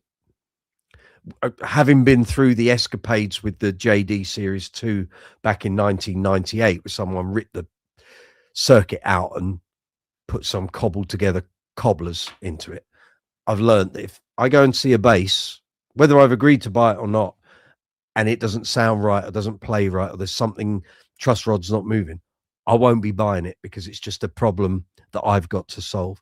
You did plug it in before picking it up for someone else. That'll be for Tony then. Okay. No, I have no experience of those. I have no experience of them. I play Fenders when I'm in stores. I never really got to play too many of them, reviewing them for the mag. Only when we were doing in-store review days. And I think the last Fender I did a review of would have been the Vintera 1. I think there was a Precision and a Jazz, and that was at 2019 Bass Show, so September 2019. Those were the last Fenders that were new models that I've received, that I've done reviews of. Normally with anything, so you go down into a granular level, Rich, that I don't bother with, I know you do, I don't.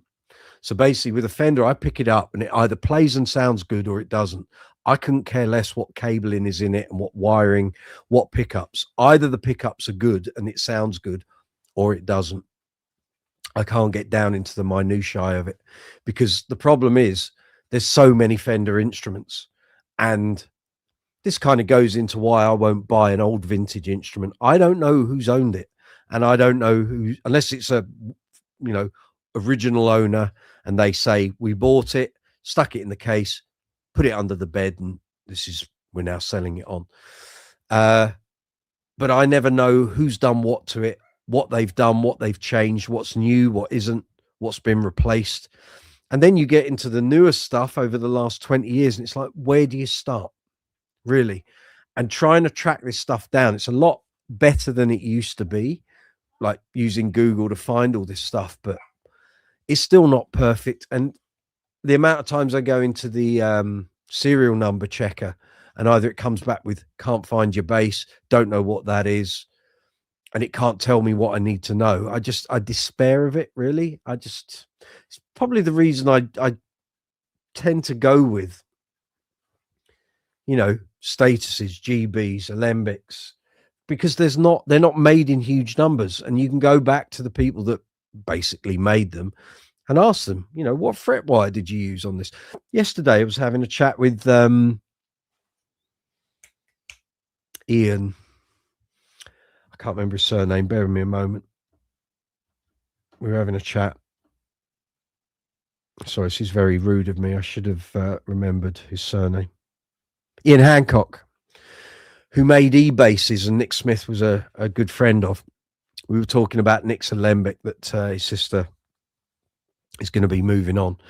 And we were trying to discuss, you know, if we can't get alembic to confirm or deny that it was Entwistles, we need them to tell us what the spec was at that time.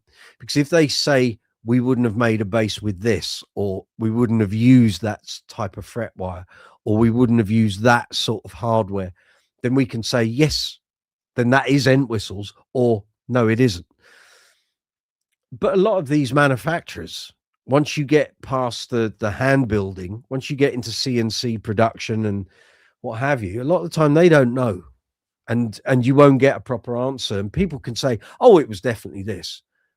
Well, who are you checking it against? Where's the written down spec? So, you know, I don't really get into that detail. I can on hand built stuff because I know there's a point of reference. The lovely thing with alembic is generally they have completely finished spec sheets, build sheets for every instrument that leaves that factory. So if I give them a serial number, they can go in and tell me what fret wire they used, what cabling was used on the circuit board, everything. And it's like, that's what I want. So back to your question. No, I have no experience of Fender V-Mod 2 pickups that I'm aware. I have no experience of playing those as far as I'm aware. You did a trade and kept it. There you go. Gareth, give them both a thumbs up. Thank you very much. Bless your heart. Richard, oddly, it seemed the cheap £8 Warwick Red Label strings were a large part of it. I've since put some new elixirs on it and it sounds a lot better. Okay. After some research, found out they are overwound on VM2s. Okie dokes. Gaz, your Haynes Fender bass manual helps you decode serial numbers if you ever get stuck. You're a very useful man to know. Well done, sir. Fromagio, hey, I remember that picture. Hey, welcome back. One thing that bothers me is that there are a lot of models with non-classical pickup placement are so expensive. Yeah. This is the thing, buying vintage Fenders, vintage anything, you need provenance, really. And I know some retailers will sell with that and they'll go, oh, that's a 63, that's a 61. But it's like, right, but have you got the paperwork, and how many owners has this had? And is this original from new? Have pots been replaced? Has a nut been replaced? Has a volume control been replaced? Has a tuner mucked out? Has a bridge saddle gone? intonation screw snapped. You know, it's all that. And as I say, vintage instruments now are getting so expensive. Even like 72, my birth year, they're edging up between $4,500, $5,000. But what if one of the screws has gone, and I might not know that it's not an original part, but a collector might go, that intonation screw is an original. You've lost £500 off that. You'd be mortified. And it's that level of exactness. I'm not, at 53 years of age, I'm not willing to play that game. I can't be bothered with that sort of strife in my life. I just don't. Nah, not for me. Not for me. Martin, you have a Pro 2 P bass with VMod V2s. They are lower output than your other P bass, which has PV63s. Now you're just talking gobbledygook, but Richard will know what you're talking about, so it means nothing to me. All I do know is that the pickup, which is a 59, I think, in the Mike Dirnt Precision from 2004, 2005, 2006, is enormously loud. That's my benchmark on P pickups. Really, it's the loudest P pickup, maybe apart from the Damasio wheel powers that are in the Yamaha Attitude LTD2, which is to my left. Richard, thanks, Martin. Found the same comparing your American original with the pure vintage 64s. Here we go. From Argio, example, a Warwick Corvette in Babinga costs $1,300. A streamer with the same parts costs $20K. Welcome to the world of Warwick. It never used to be that way. A Warwick double buck Corvette, when they came out in 2005, were about £650. Now you're looking at £2,000 plus. I don't get it. I don't get it. Call me old-fashioned. I don't know. Keith Doherty, just went back to check what you said about checking intonation. I never did the harmonic. Must check that again tomorrow. Very good. Actually closed today, so not focused enough to do now. Okay, no worries. Oh, actually dosed today. Got you. So not focused enough to do it now. I misread that. Sorry. I'll refocus. Oh. It is just gone 7:30 here in London, here in the UK. This is Brooks's Bass Corner live chat 148. 148 live chats. It's a lot of chat.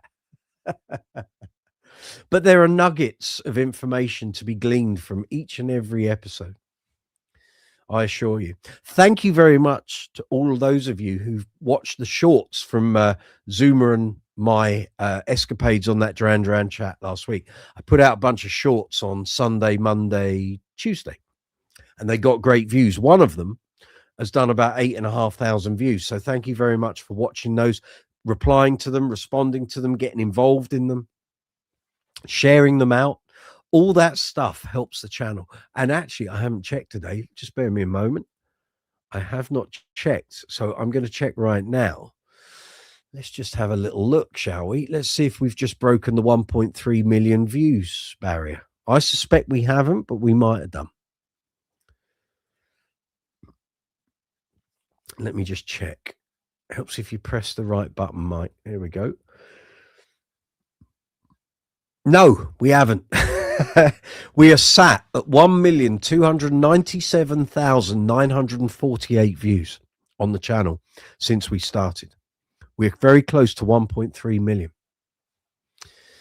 So it took the channel 5 years and a month to do 1 million views, and we've done nearly 300,000 in 3.5 months. Yeah. Good going, folks. Well done. Can't do it without you. Just checking there's nothing here regarding the live chat. No, we're all good. There we are. Right. Views there. That's all good. Analytics are good. Stream health is excellent, which is what we generally aim for. So that's good. And views are fab. Excellent. So if there's anything you've seen on the channel of late and you want to ask any questions or you want to ask anything about stuff coming up, or maybe you got suggestions for things you would like to see, for content you would like to see here on the channel, feel free to post comments and suggestions here on the live chat, and I write them down in the ideas book, and then we go through it now and again. Richard, basically Fender have a pickup cycle. They create a new line, then ruin it by dumbing it down the facelift model. For example, 2008 to 2012 American Standard, then 2016, 2020 American Professional and Professional 2s. Right, okay. Zoomer saying thank you for all the views, gang.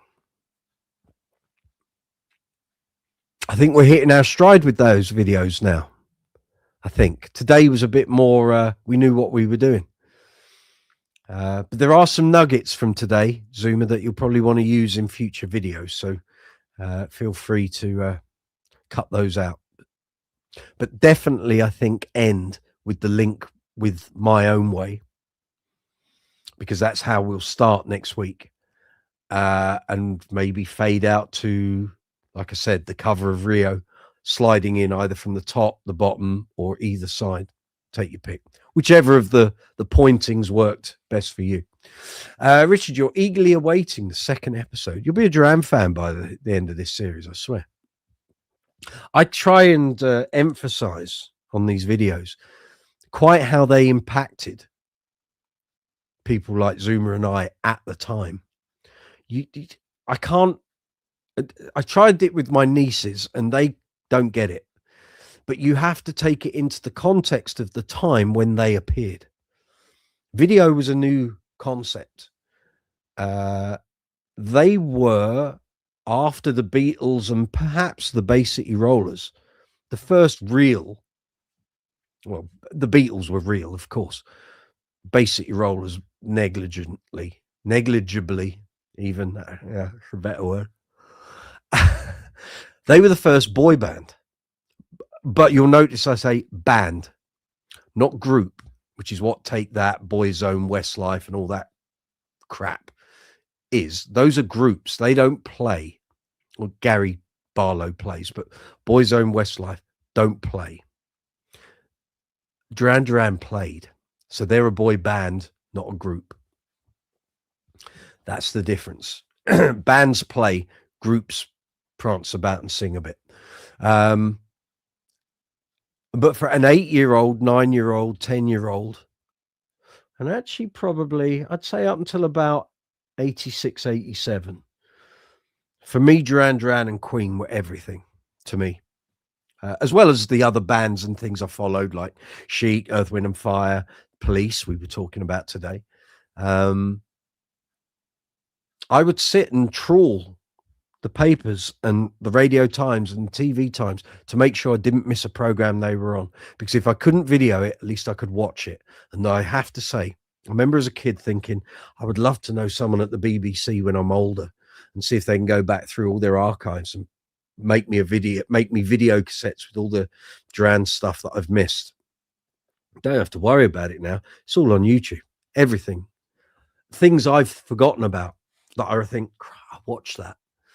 And things that I didn't know that were on. And I thought, the other day I was saying to Stacey that I watched a clip came up, I think it might have been on iPlayer, of the Christmas 84 Top of the Pops. Now, I can't imagine I didn't watch that.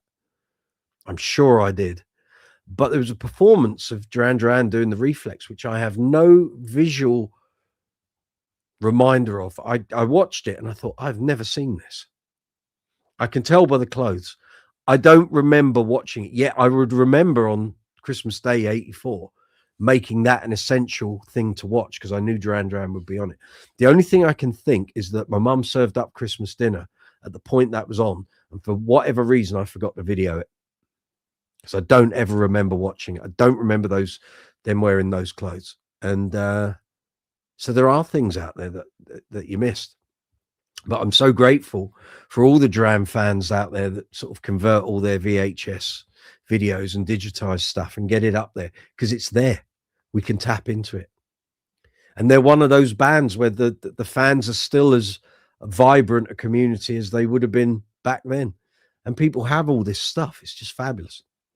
Martin, what's our thoughts on Nitro versus Poly? Well, I'll let you all contribute to that. I prefer a Poly finish. I think basses, and I know Richard's thoughts on this because I've read them on another forum. I prefer a Poly finish. And what I'm about to say, I'm sure Richard's heard me say this, but it's the opposite of what you said. So I've played basses, and my experience of this very much focuses on Spectre Euros. So when I was buying, Michael Anthony, good to see you. Happy New Year, by the way.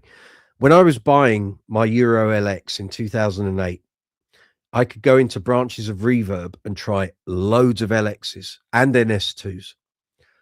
All of the Spectre instruments I played that either had nitro or wax finishes, no poly, sounded dull and lifeless to me. And all of the basses that had a gloss poly finish sounded extremely lively, very bouncy, articulate, powerful. And so I instantly made up my mind. There was a Euro LX in a wax, natural finish, quilted maple. Should have been lovely. It sounded dead as a doornail. Absolute. I thought, I'm not paying all this money for that. And the one that was next to it, same finish, but in a polygloss finish over the timber, over the quilted maple, was like totally in your face, like loud, fierce sounding. And from that point on, when I did reviews for the mag, time and time again, that point was reinforced. Every time we did a bass show, if there was a manufacturer or a distributor and they would have a nitro or a wax or a matte finish and a poly one, I'd take both of them and I'd take them into the room I was testing in and I'd compare them. And every time, without fail, the poly gloss finish instrument always sounded better to me in my ears. It's just my opinion. No one has to agree with it. Most of you probably won't. But to me, in my mind, practically sat there with an amp, headphones, and a bass of each type, the poly gloss finish, for me, won every time. So take that as you wish. By all means, go and sit in guitar shops and do the same thing. And if they've got a model in a range and it comes in both finishes, try them both. You may find the opposite. But to me, my ears, how I felt the bass resonating, poly finish every time. You won't find many, if any, wax, satin, or matte finishes in my collection. Almost everything's got a gloss finish. In fact, I'm just having a look. Let's see.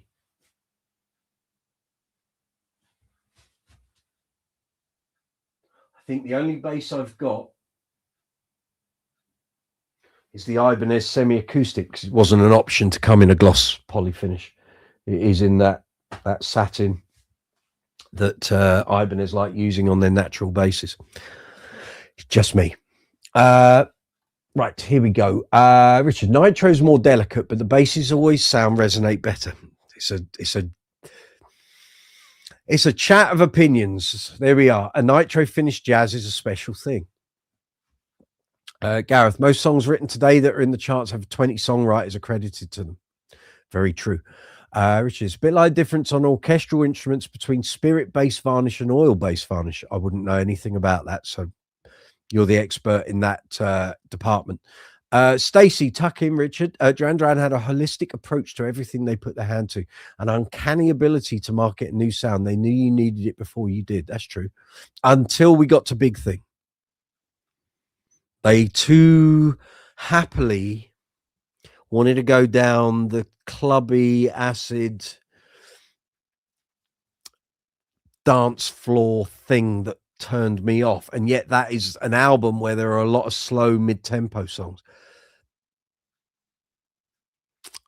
I think they took a wrong turning at the crossroads when they got to Big Thing, because half of that album is great and about a third of it leaves me a bit cold, but there we go. And yeah, I really like Liberty, but again, 2 songs on Liberty, the last 2 songs, which I should like, I can't abide, but there you go. Everyone's different. Richard, were all these basses active? Yes, they were. Spectre Euros were all active. Indeed 317. I don't know who that is. Sir Anthony. I'm guessing that's someone come over from Phil de Hov's channel, maybe. Nate. Who is that, Michael Anthony? I don't know who Indeed 317 is. YouTube has got into this habit of giving us handle names, not screen names. Stacey, was that a relevancy thing? Yeah, I think it was. You can tell by their wardrobe in 88. You can tell by the hairstyles.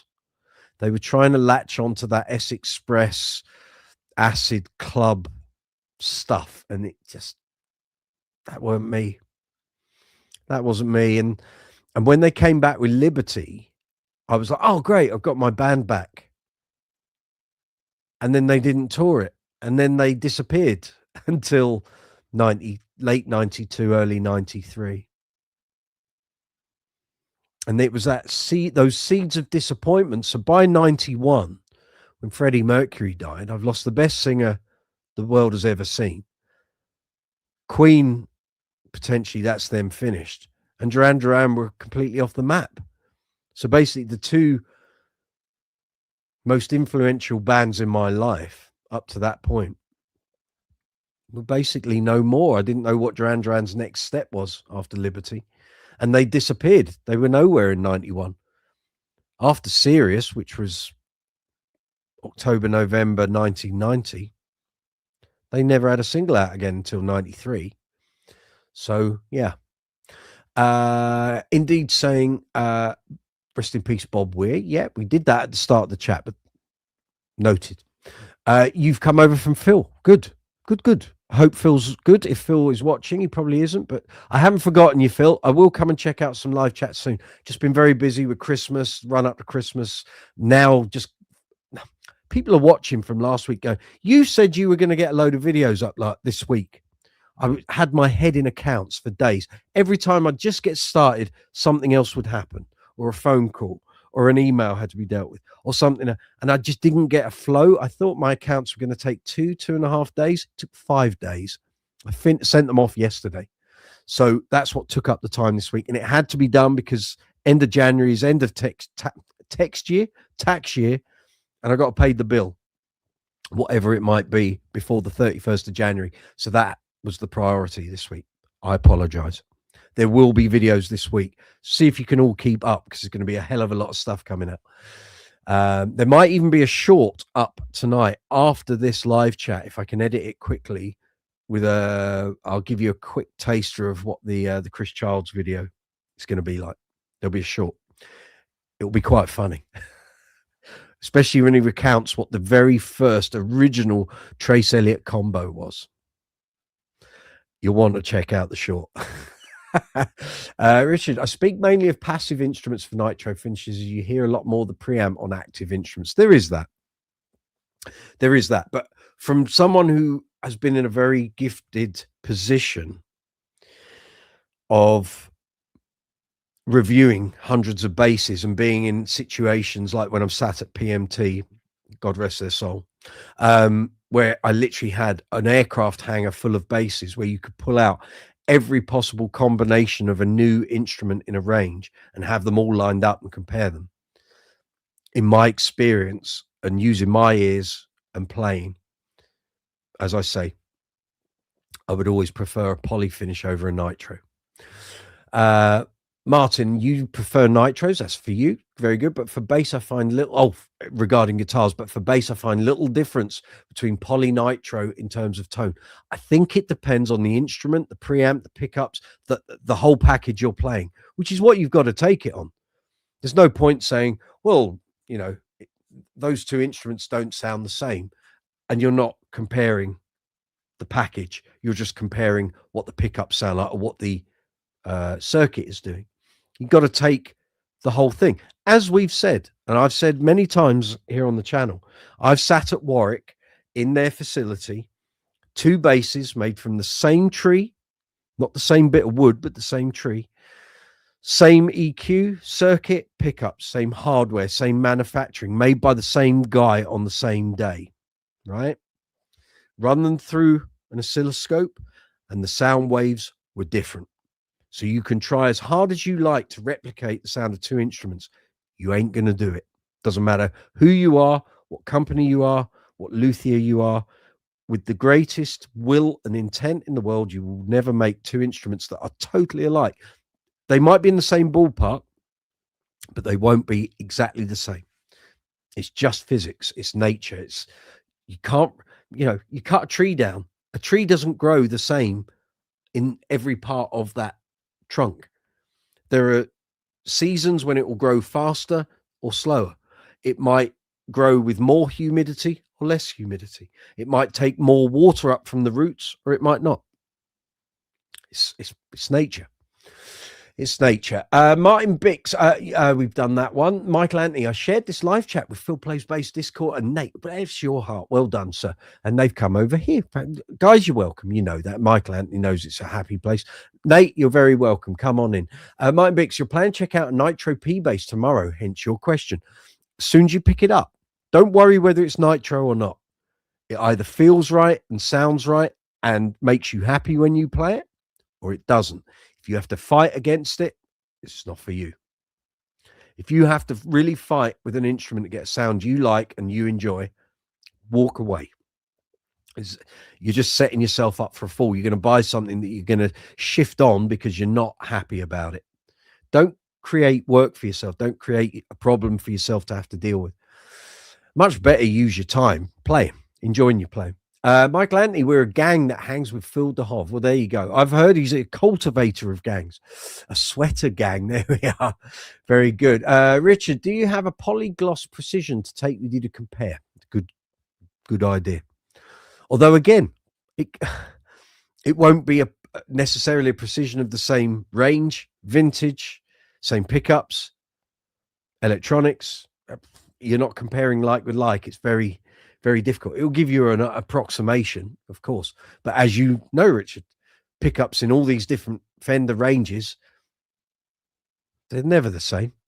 You can have pickups from the same range, and they don't sound the same, which is why I always say, if you're very fortunate, you can be in a store where they're carrying a range of basses by a manufacturer and they have multiple examples. Get them all out if they'll unbox them all or they're already on show, and try them all, and you will hear.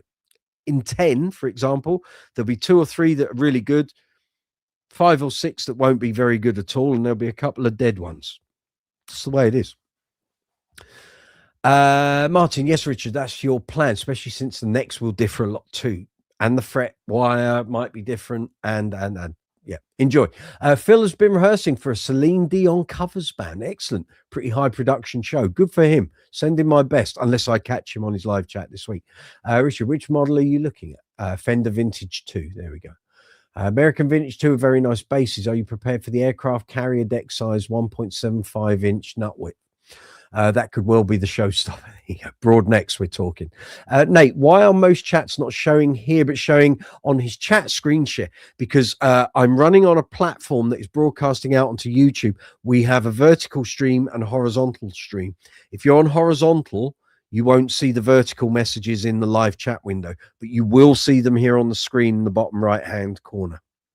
Next week, on Saturday, next week's live chat is on Saturday, not Sunday. I will have sorted this out and YouTube will be amalgamating both streams. So basically the stream will show up on the device you're watching on, but it will be broadcast as one feed. So if you're watching on a phone, you'll get it in vertical. If you're watching on a TV, it will be horizontal. If you're watching on a PC, a Mac, a laptop, or a tablet, it'll be horizontal. That's how that works.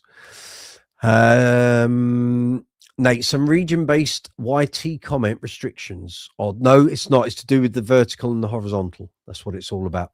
Like Martin Bick's text, not seeing here but on screen, because I've turned the on-screen text. I'll turn the comments off. Right? Ready? 1, 2, 3. Gone. I'll turn it back on. 1, 2, 3. There we go. I'm just checking I've still got it on wide and big font. There we go. Very good.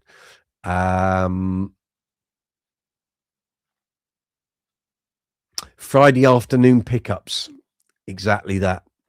Michael, you're watching on YouTube. I don't see chat from other platforms, not from other platforms. So basically, I'm on another platform broadcasting out onto YouTube, but it's broadcasting two separate streams. If you go to Brooks's Bass Corner channel, you'll see there are two live videos going live at the moment. One is horizontal, one is vertical. The vertical one has a small mobile emoji in the title. That's the vertical stream. The horizontal is just a regular looking video. Got to go help the wife. No worries. Take it easy. Good to see you. Hope you're well.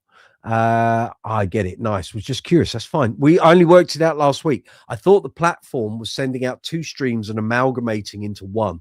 When I went into YouTube after the live chat, I saw it was two separate files. So I have two sets of results for each video. Next week, it will all be amalgamated into one. Just the way it's presented to you as a viewer will be determined by the device you're watching on. I could do it. I could try and sort it all out while we're in the middle of this live chat. It wouldn't make it a very entertaining live chat for you fine folks. So I'm going to do it in my own time on unlisted videos during the week, and I will get to the bottom of what I've got to turn on and turn off. It involves some encoding, but I think that will be provided by the platform I'm on. Okay, I will sort it. Have no fear. It's my job for the week.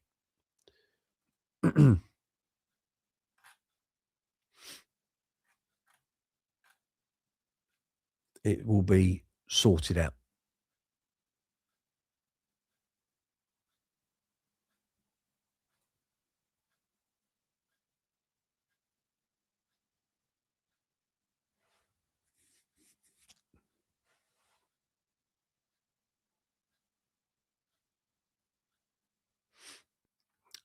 Right. Okay. Yeah, there we are. It's coming up at 8 o'clock here on live chat 148 here on Brooks's Bass Corner. We're broadcasting live from London here in the UK, talking bass guitars, bass amps, bass effects, bass players, great bass players, albums with great bass playing on. If we can help in any way, that's what we're here for. Just talking bass, chewing the fat, helping with advice wherever possible. So if you got any bass questions, feel free to put your comments and questions in the live chat window, press send and it'll appear here.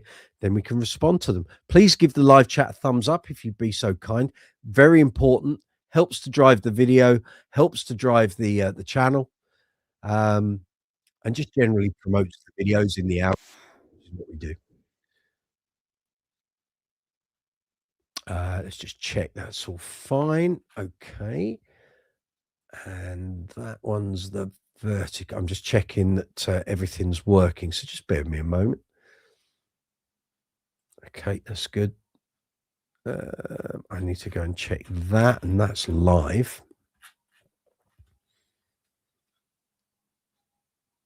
Right, sorry. Need to update that window. Otherwise, it's not showing me updated results. There we go. And I need to go into there.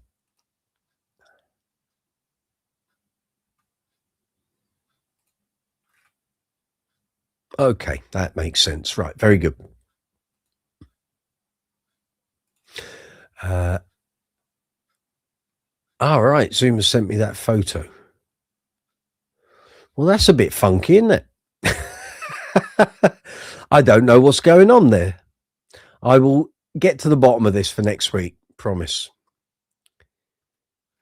I assure thee I will.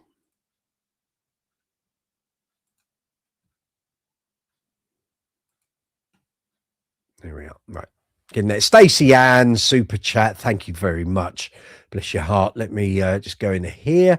Give that a thumbs up and a like. And thank you so much. It's to another informative, good advice laden live chat. It's what we try to do, isn't it? Thank you very much. Thank you. Appreciate it. Frank Nelson, you're looking at short scale versus medium scale Wilcock. Okay, very good. I can help you with this, as I have 3 Wilcock shorties. Any quick thoughts on the difference? I've gone through your 102 videos, which are great. Thank you very much, Frank. If you want to get more sound samples, if you need more, have a look at Danny Sapko's channel. He will have a video. I think he has a video of him playing it. He certainly has some shorts. His playing style is quite different than me, of course. I think the mid-scale Wilcocks are quite outstanding. I'm a big fan of the short scales as well. The mid-scale has, obviously, you've got more speaking length on the string. That's you know, short scale is less, mid-scale is more, long scale is even better.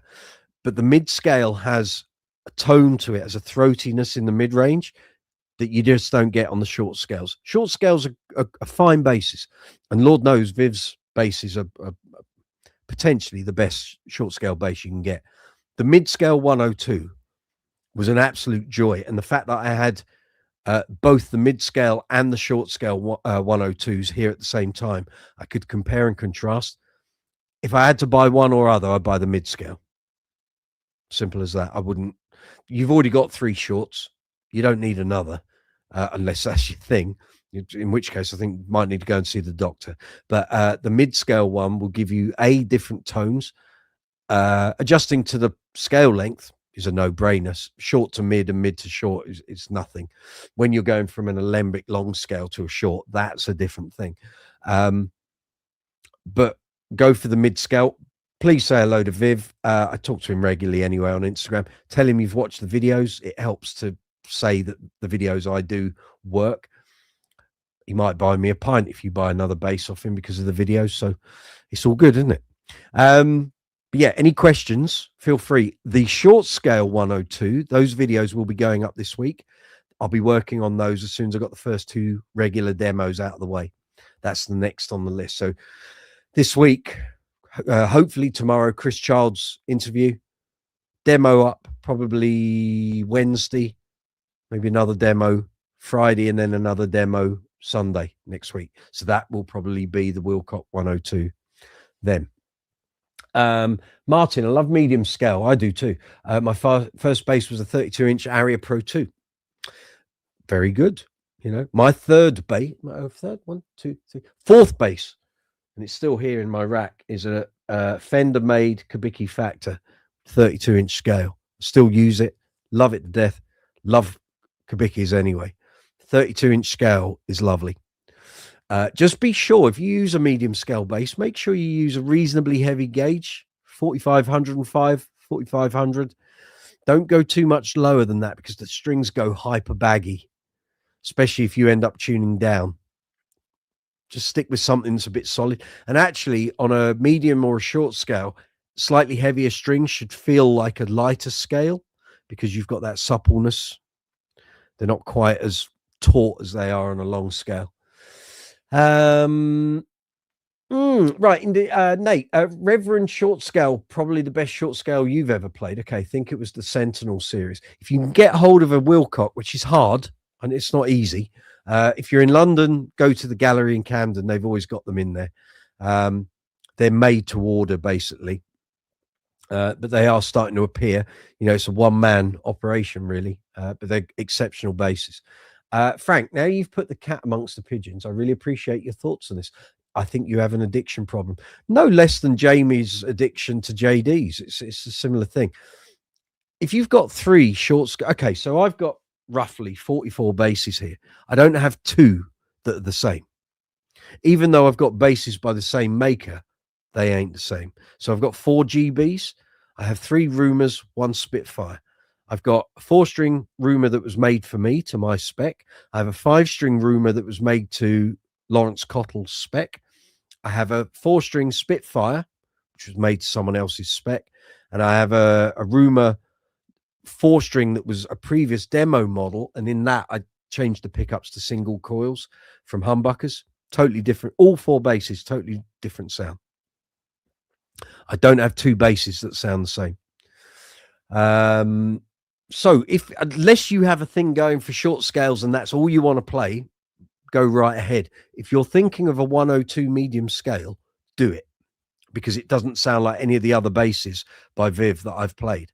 I reviewed 2 for Bass Guitar Magazine, which was a Malarkey and, just bear me a moment. Let me go into my reviews list. Hey, it'll be down the bottom alphabetically, isn't it, Mike? Right, Wilcock, Malarkey, and I did also the Bisonic 4-string, which has got one of those Kurt Novak pickups in the neck position. Then we did a 4P51 when the channel first started, done an H22, and now the 102 short and medium. I think that 102 medium scale is the best of the lot that I've played, really. I just loved the tone. I just thought, well, I could take this out on gigs and I'd be very happy with it. Obviously, unless you're in London or the UK, it's probably going to be quite tricky to go and play one. But if you can, like I say, get to the gallery or speak to Viv. If you can go to his workshop and try one out, he's very accommodating, lovely man. And try it, you'll hear the difference. When I put the short scale videos up, I will do a comparison video as well at some point, and you'll be able to hear the differences. So I've heard them. You probably haven't, but they're exceptional. Which is why when Danny Sapko was in the gallery on the day I took them both back, and he sat down, he was playing some basses. He looked at me and we were just talking. I said, "What do you like?" You know, what? And I know kind of the basses he likes. And he said, "Do you know what? I'm really after a really nice medium scale bass." He had no idea that one of the basses I just bought back was a medium scale. I said, "Oh, you like medium scale basses, do you?" I said, "Try this." Pulled the medium scale out. It was the black one, not the red one with the gold that he tried. They already had the black one there in the store. So try that. He plugged in and his face told me everything. He went, "Oh my God." He said, "How much is that?" It's not that expensive. It's about 2,800 quid, $3,000. He said, "Oh, that's outstanding." I said, "You don't need to do anything. Let me have a word with the gentleman." I spoke to Viv and I said, "You need to get one in his hands because he's going to do videos and content with it, and it'll probably give your business a huge surge. The question is, how much do you want to sell it to him for?" And now I don't know the details or whether he even paid anything, but the fact that he's got over 500,000 viewers on his YouTube channel, you can't buy advertising like that. So anyway, so he's done some videos and his playing's great on it, and those are the tones you're hearing. So I kind of put that bass in his hands, and where it goes, we just don't know. Richard, we all have that issue, Frank. Well, quite. All your Wilcock basses are different, but I'm loving the 102 short scale I tried. Hey, if you made of money, one of each. I mean, look, the finishing, the look, the visuals are outstanding. That 4P51, which actually went to Tim LaFay, but Viv didn't tell me that until it shipped. He said, "You know that bass you review?" "Yeah." "Oh, that's going to Tim LaFay." No pressure then. That was one of the first basses I saw that he'd done the tortoiseshell binding around the body edge. Looked stunning. Gold hardware, gloss black finish, tortoiseshell binding. Outstanding. Sounded great. Played great, no complaints. But that 102 medium scale, for me, I think is the best Wilcock I've played. Yeah, you're laughing because I said get one of each. Come on, live a little.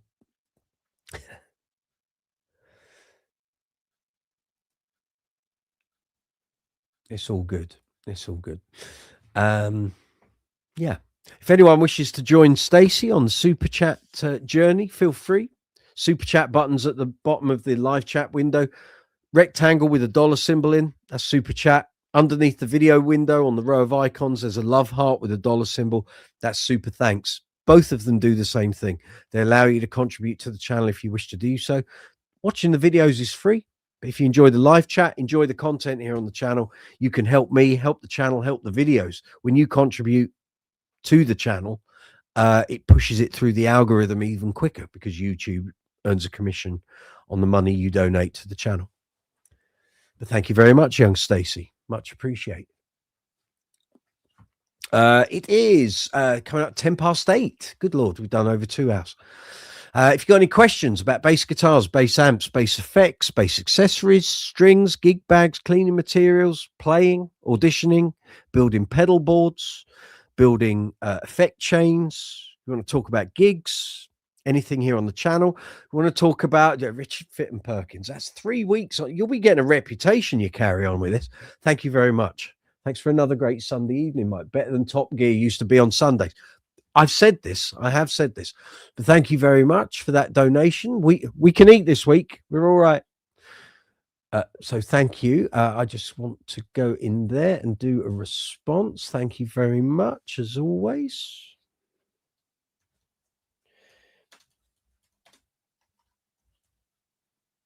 Why is that gone over the top? Don't do that.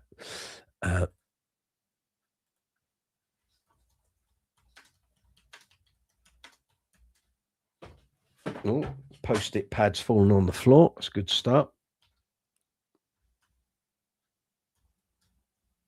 Oh, I don't need to do that.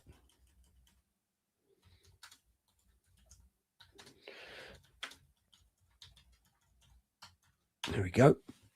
Thank you, sir. Frank Nelson, appreciate all your advice on the Wilcocks. I can only call it as I see it. If you want copies of the reviews of the other Wilcocks I reviewed for the mag, let me know. And you can email me, brooksysbasscorner@gmail.com. If you send me an email, I'll reply to it and I'll send you the reviews. You can check those out if they're handy to you. Alternatively, I can put up the video links for the other couple of Wilcocks I've covered here on the channel. Bear me a moment. Let's go in there. Wilcock. Here we are. Right, so this is the H22. Again, it's a short scale. That's there.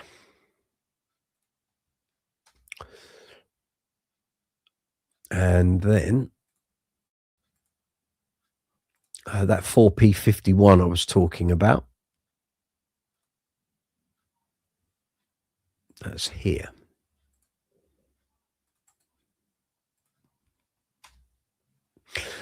Help yourselves. Stacy, there we are. Good news that Tesco tins of beans and sausages still less than £1. Exactly. And a white loaf, you're good to go, really. I see nothing wrong with that. Yeah.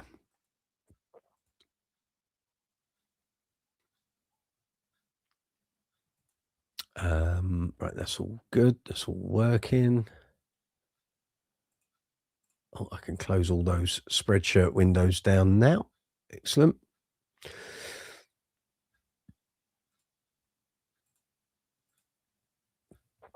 That can go. That can go too. And that. That's all my Trace Elliott research I was doing for the Chris Childs interview. Oh, we got 5. That's nothing to do with me. That's good. Right, there we are.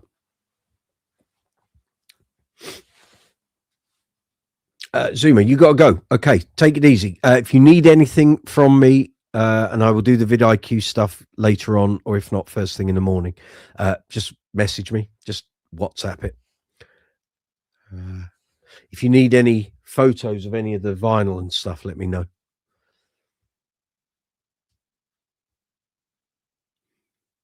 And I'll get the promotional engines fired up for the next video like we did last week.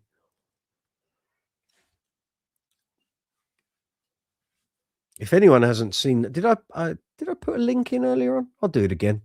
If you're wondering what the hell Zuma and I are talking about, we started a series of videos on Duran. Link is here. And that was the first one. It went live last week. Second one will be up later this week. Richard, forgot to tell you about the Ampeg Venture head unit. Sounds great with the precision. I've connected to TC 112 mark base, determined not to buy Ampeg cabs. Yeah, they're heavy old beasts. Jim, good to see you. James Howard back again after a call out. No worries, good to see you. Gaz, just noticed the Immediate Family documentary released live on Amazon Prime. Yes, it is. I think went up just before Christmas, so going to watch that at some point over the next few days. It's a good watch, very good watch. Leo, Duran best group ever. You don't mean that. You're a level 42-aholic. However, I have educated young Leo. He can't remember what inspired you to watch that. Was that? Oh, it was the video. It's the video Zoomer and I did. He messaged me last Monday. My God, this is amazing. Yeah. Yeah. Imagine being half your age back then. There was nothing else like it, really. First album didn't give you the insight of what was to happen. Like I say, Christmas 84 for me was probably the happiest Christmas I ever had, because there was so much Duran stuff on, and we had the promise of 2 Duran documentaries. So, well, one was a documentary that eventually you could buy. It came out on VHS, and then they did a DVD release in 2003. And then we got the live As the Lights Go Down, which is a concert made up of various shows from the American tour in 84. And knowing you were getting these on the telly to watch for free, and a game changer. I think I probably almost wore out the video cassette that I put those 2 programs on, and I would watch them almost every day because it was learning. Like, we used to have a Billy Joel live at Wembley Arena gig from 84 after Innocent Man had come out. And these, back in those days, gigs would be on TV all the time. So you videoed them, you watched them. That's how you're learning as a kid, how to be a musician and stagecraft and all. You're too young to do it yourself. And it was great. Definitely in your top 2. Well, there you go. You see, I try and push you in the, but no, I don't push you in the direction. I offer up the links to the videos. Whether you watch them or not is another thing. Rob Steen, good to see you. Your other half want to know where you got the Duran t-shirt you had on in the video. That one or the other one? The one from last week. You need to speak to Stacey, the Save a Prayer cover. Stacey sent me that as a birthday present a couple of years ago. I don't know if she got it printed on a t-shirt printing service or if it actually was an official t-shirt. I don't think it was. But Stacey got that one made up for me. This one I bought from the Prince place, Rocket in Poole, that doesn't exist anymore. You can get these fairly easily online. They used to carry all the Prince merch, and then they would do loads of other bands' merch as well. T-shirts and hoodies on racks. But that was the only Duran shirt they did. So I picked it up. This is the first time I've worn it. I've had it since 2021. I've never worn it. So today it was a good one for the first album video. Stacey, oh yes, I've started to watch. Oh, that's Leo. Just fab. Yes, Stacey, the Save a Prayer t-shirt. You'll have to divulge how you got it. Let me see where I found that. I don't know if it was just a design and you got it printed because you had a Save a Prayer shirt. Or was it already printed up and you just thought, I know a man like that t-shirt, and I do.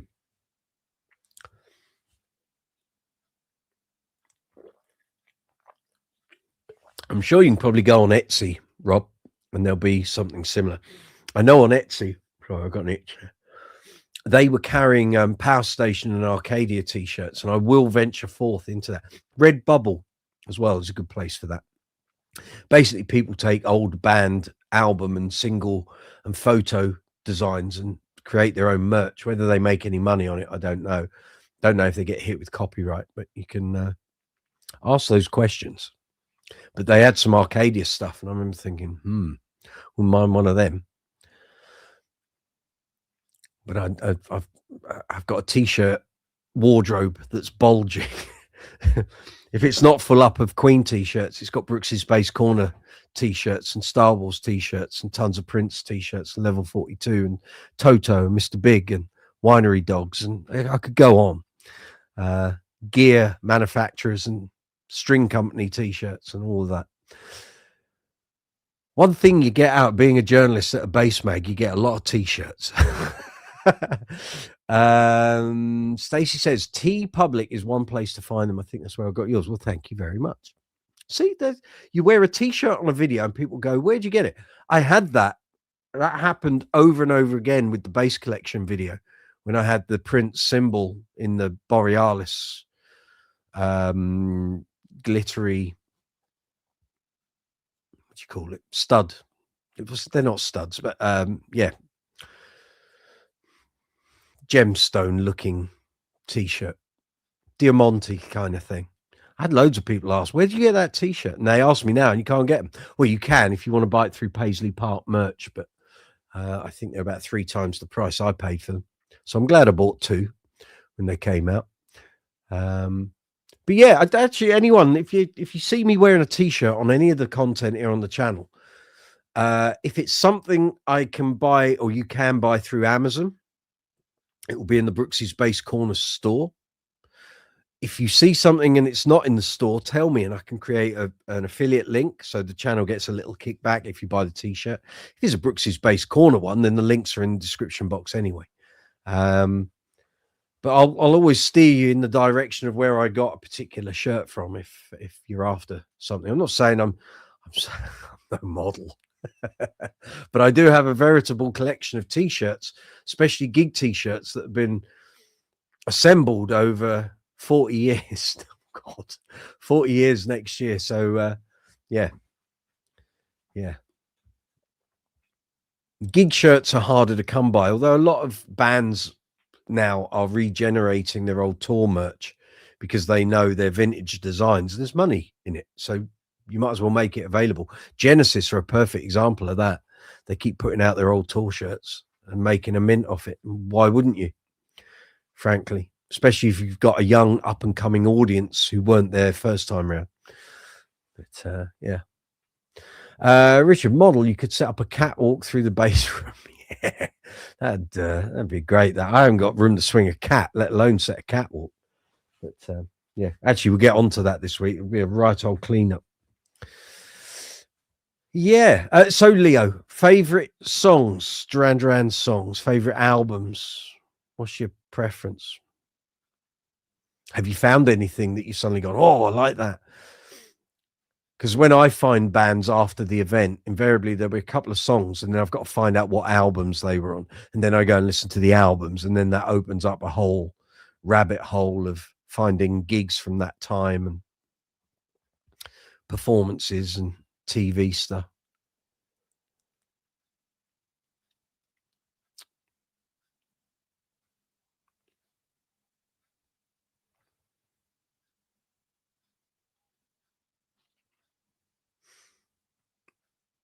Let me know.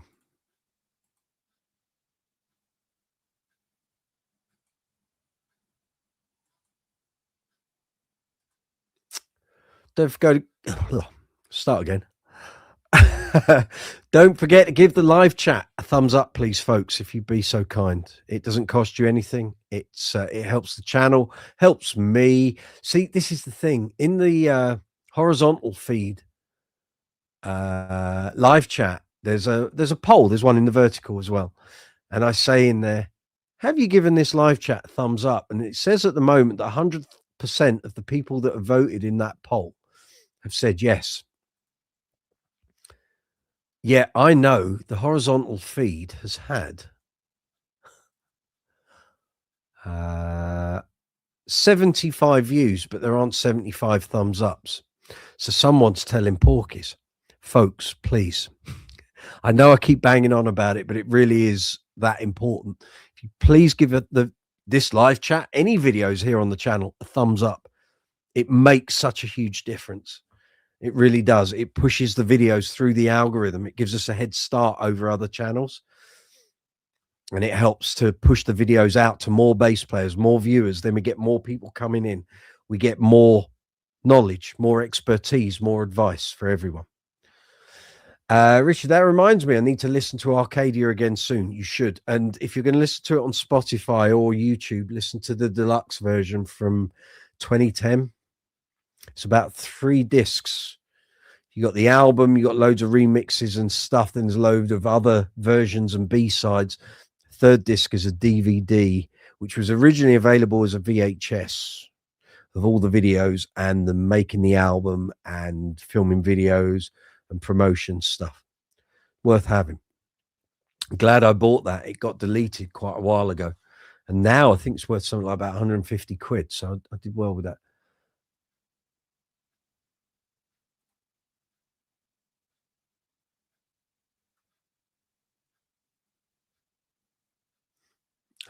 Where are we? There.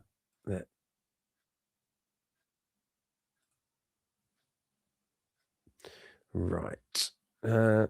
Yeah, anyone that's doesn't know what Arcadia is, it was a spin-off project from Duran in '85. It has a lot of different influences on it. It's quite Japan-like in a number of ways, but the material is very accessible. Some great bass playing on it from Mark Egan. A lot of guest performers on it. Sting's on it. Grace Jones. Dave Gilmore's on it. Goodness me. All sorts of people. A couple of Roxy Music guys. Well worth listening to. There's another version on YouTube Music called So Red the Rose, 29 tracks. That's the one. That's the one. That's the first 2 discs in that set. So you hear the album all remastered and sounding lovely. Then you get all the B-sides, all the extra remixes, the versions that weren't released, and actually some tracks that weren't released that were recorded but not put out on the album originally.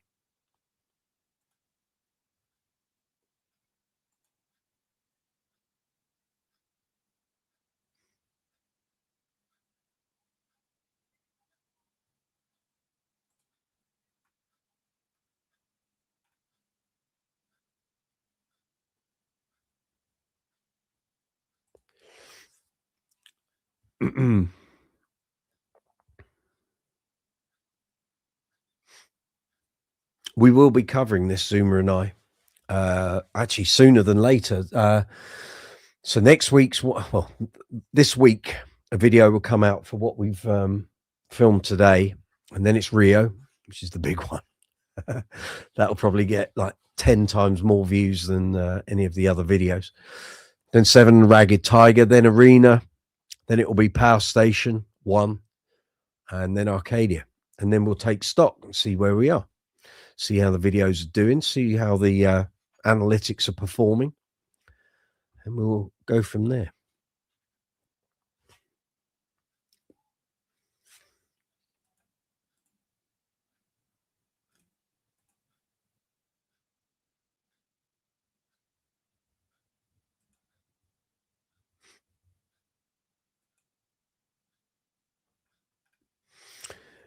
You won't find any live performances for Arcadia. You'll find mimed TV promotion, but there are no live performances. They never did a gig. They talked about it. There was going to be an extensive theatre tour with a lot of production, and it never came to pass. They, by the time all the promotion for the album and singles was finished, which was like late spring, early summer in '86, they were already back in the studio doing Duran, and I think they kind of knew the writing was on the wall. If they took Arcadia out on an album, on a tour, there might not be a Duran to come back to. So they had to get themselves back in and see where the rest of the band was at that point, and lo and behold, 2 members left. So I think they made the right decision, but it's a shame because we can't take a time machine back to '85 and see what that show might have looked like. I would love if I interviewed Nick Rhodes ever. I doubt I'll ever do that, but I would love to ask him, what were your plans for that show? What would it have been like? What would it have looked like? I'm sure they must have started talking about stage mock-ups and storyboards and stuff, production, imaging. It would have been great. But they would only have had the one album to perform, so they probably either would have had to have thrown some of the darker Duran songs and B-sides in, or potentially they wouldn't have done covers. I don't think. I don't know. I think it would have been more like a, dare I say it, a theatre production. So the songs wouldn't have been just the song and then you go to the next song. They would have probably linked it all through, maybe given it not a story, but it would have been more like a bit of a musical production in terms of it all sort of having sort of a linear sort of presentation for it. I don't know. It's all speculation. I'm just going on the interviews they did at the time where they were going, yeah, we're definitely taking this out on tour and we're already talking about the concepts and what we're going to do, and and it never happened. It's a shame. Missed opportunity. Yeah, dancers. I always thought in my head that it would have been quite like the way As the Lights Go Down was interpreted, with all the extra dancers and the singers and the models and all that extra stuff, which actually it looked like when you watched it that it was all going on at the time in the gig. It wasn't. It was all done as part of the post-production for the arena, what became the arena film. As the Lights Go Down was the footage and the show around which the arena video was hung. So yeah, yes, very arty. Exactly. Yeah.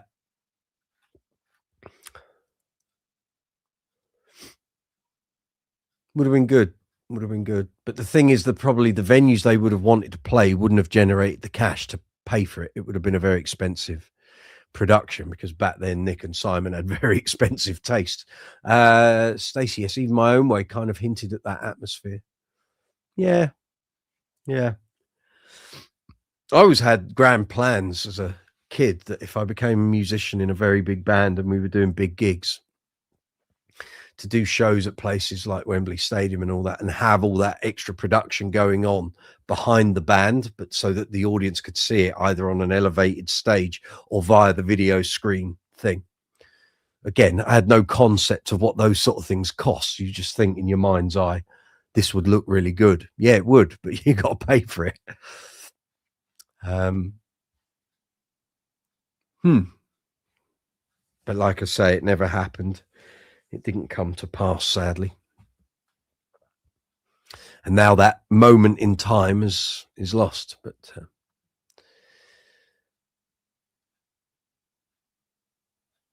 and also the producer that produced it, Alex Sadkin, made it all sound as good as it does. He died, and he died 2 years after, I think, 87.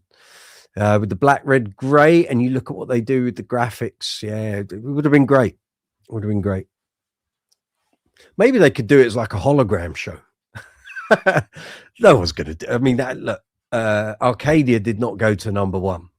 The album didn't go to number one. It didn't do very well at all. Weirdly, I thought more people would have, more of the Duran fan community would have jumped on it at the time. It just sounds great. I think it sounds great. And again, with Alex Sadkin on production, it's not that dissimilar from the first Robbie Neville album. You've got all that sort of production influence in there.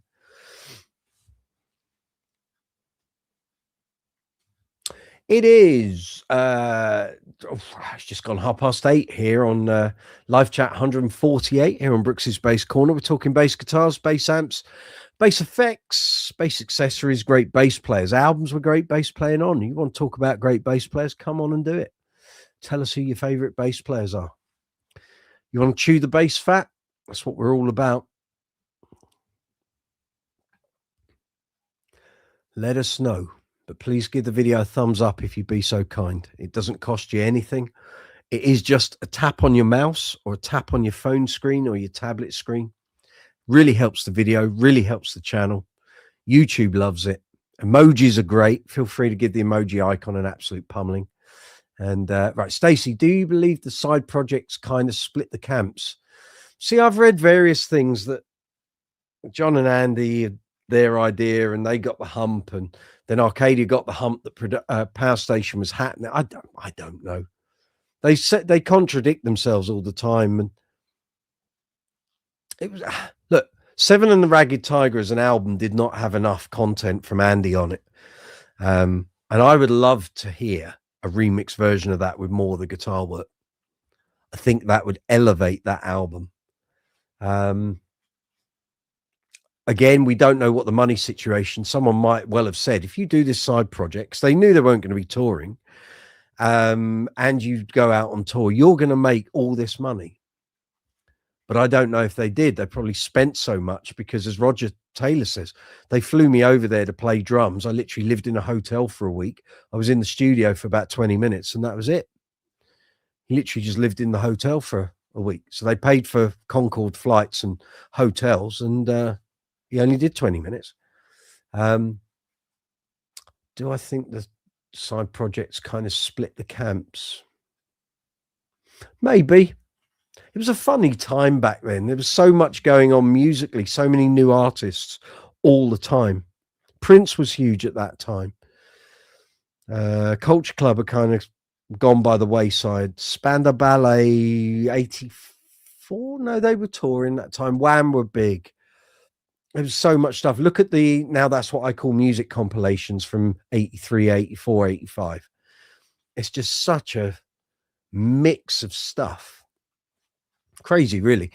Martin Bix, I did like the Power Station, but then I'm a big JT fan, love Robert Palmer's 70s releases. There you go. Stacey, I had a foot in both. Yes, likewise. I was just happy to have more stuff by the members of one of my favorite bands at the time. So if that meant them doing 2 separate albums in different outfits, I was perfectly happy with that. I was young. You didn't know the pressures they were under and what the music business always looked glamorous back then. And yeah, you weren't aware of all the pressures and all that. It just looked like everything was great and fabulous and aren't we lucky? And it was a time.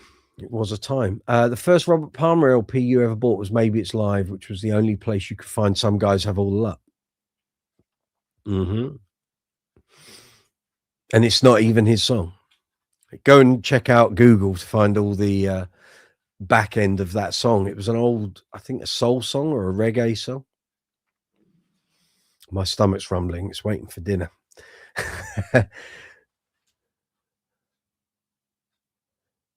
We had zero idea of the internal machinations, didn't know. That's about right. Didn't know what was going on. I think for Andy, the fact they couldn't tour again, as he says at the end of Sing Blue Silver, we can't tour again for a year. And then you look at the output after that. So Reflex single comes out. They do nothing until the Wild Boys. Arena, the video doesn't come out for another year. And then The View to a Kill. And it's like patchy.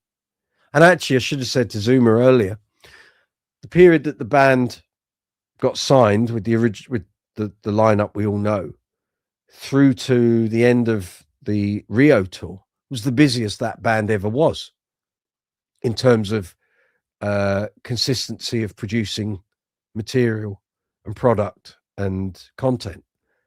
After that, it also, 83 was patchy because they were recording, but you can read about it in multiple books. They couldn't get their asses in gear. They were too busy partying and having a nice time. And then when they seriously had to knuckle down, they eventually got stuff done, but I'm sure they wouldn't say. And I think I've read various things from all of them saying they just did not think Seven Ragged Tiger was a strong enough album, but the record company demanded that they have it for a Christmas release. And it went to number 1. But again, there could be much more guitar on it. It's so synth heavy. Who can belie the tour that followed? It set everything. It basically created a career for them in America that, aside from that patch that we talked about in our Duran video last week, it's just kept them as a viable commodity in America, apart from that patch in the late 80s, early 90s. The Persuaders. What are you talking about, madam? I don't know to what you're referring to.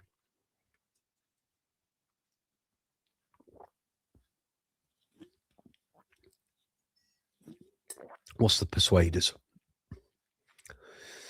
Martin, when the Power Station dropped, I had no idea who Robert Palmer was. I did. I knew. I'd kind of been hearing his stuff since about 1982. I think I was aware of his stuff. But now Pressure Drop with Little Feet back in, just brilliant. Truly 84 was a blur for them. Yeah. They worked hard on that American tour. The videos are there. You can see, and they needed a rest after that, which is why we didn't get much, but everything just became so patchy. I don't mean in terms of quality. I mean patchy in terms of output. There were big gaps between releases. The Persuaders. Some guys have all that. That's it. There you go. Gaz, one of your favorite bands of the 80s was Style Council. See, I never got into them. I was never a fan of Paul Weller. Still not really, to be fair. I can respect his output and what he's done. And a friend of mine plays in the Style Councillors, the tribute band, and it's great bass stuff. No disputing that, but just I couldn't get on with the whole red wedge left politics stuff. That wasn't where I was coming from as a kid growing up musically. I didn't have an axe to grind, to be frank. It was I'll be Frank, you be Thomas. Yeah. Yeah, that never worked for me, but hey, if that was a thing for you, cool. Like I say, the bass work in Style Council was very good.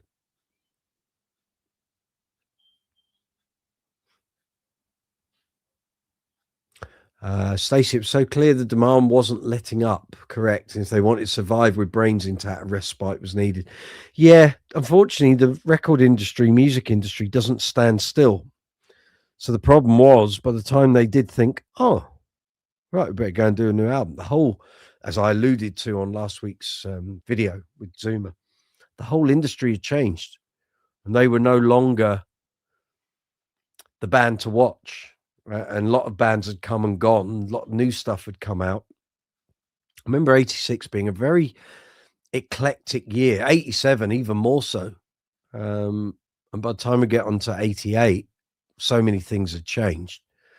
Their compass in terms of where are we in this must have been all over the shop.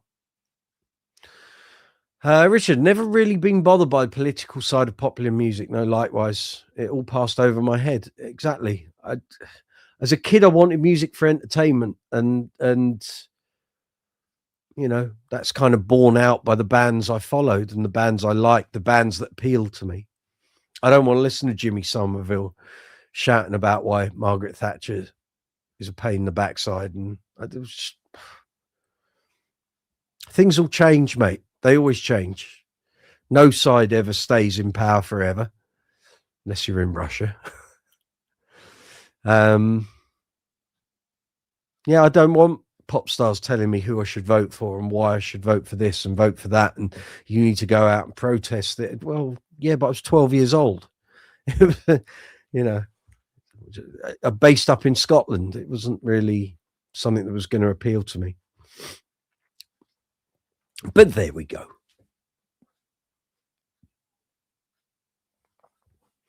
Right, it is coming up 8:45. Things have slowed down somewhat, so I'm going to take an early exit here. I'm going to go and get some dinner because it's 8:45. So thank you very much, everyone.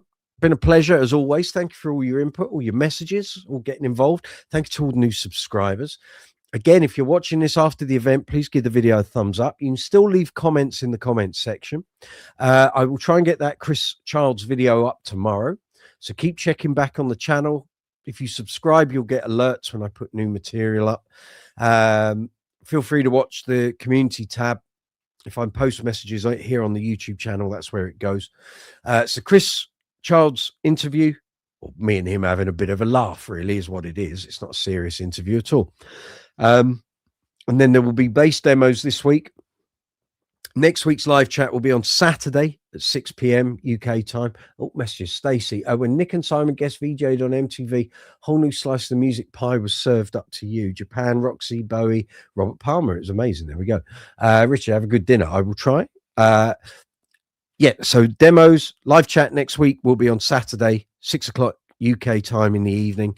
And videos will just be coming out, so just keep an eye on the socials, keep an eye on the community tab, keep an eye here on the channel. Gaz could agree, both Derek Green and Camille Hines are great players. Camille Hines had the second bass that Bernie Goodfellow ever made, and that's the one he used on Live Aid.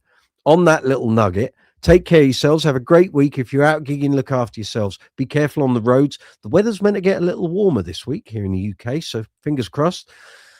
On that note, I will catch you soon. Take it easy. Have a good week. Hopefully see you next Saturday. Take it easy.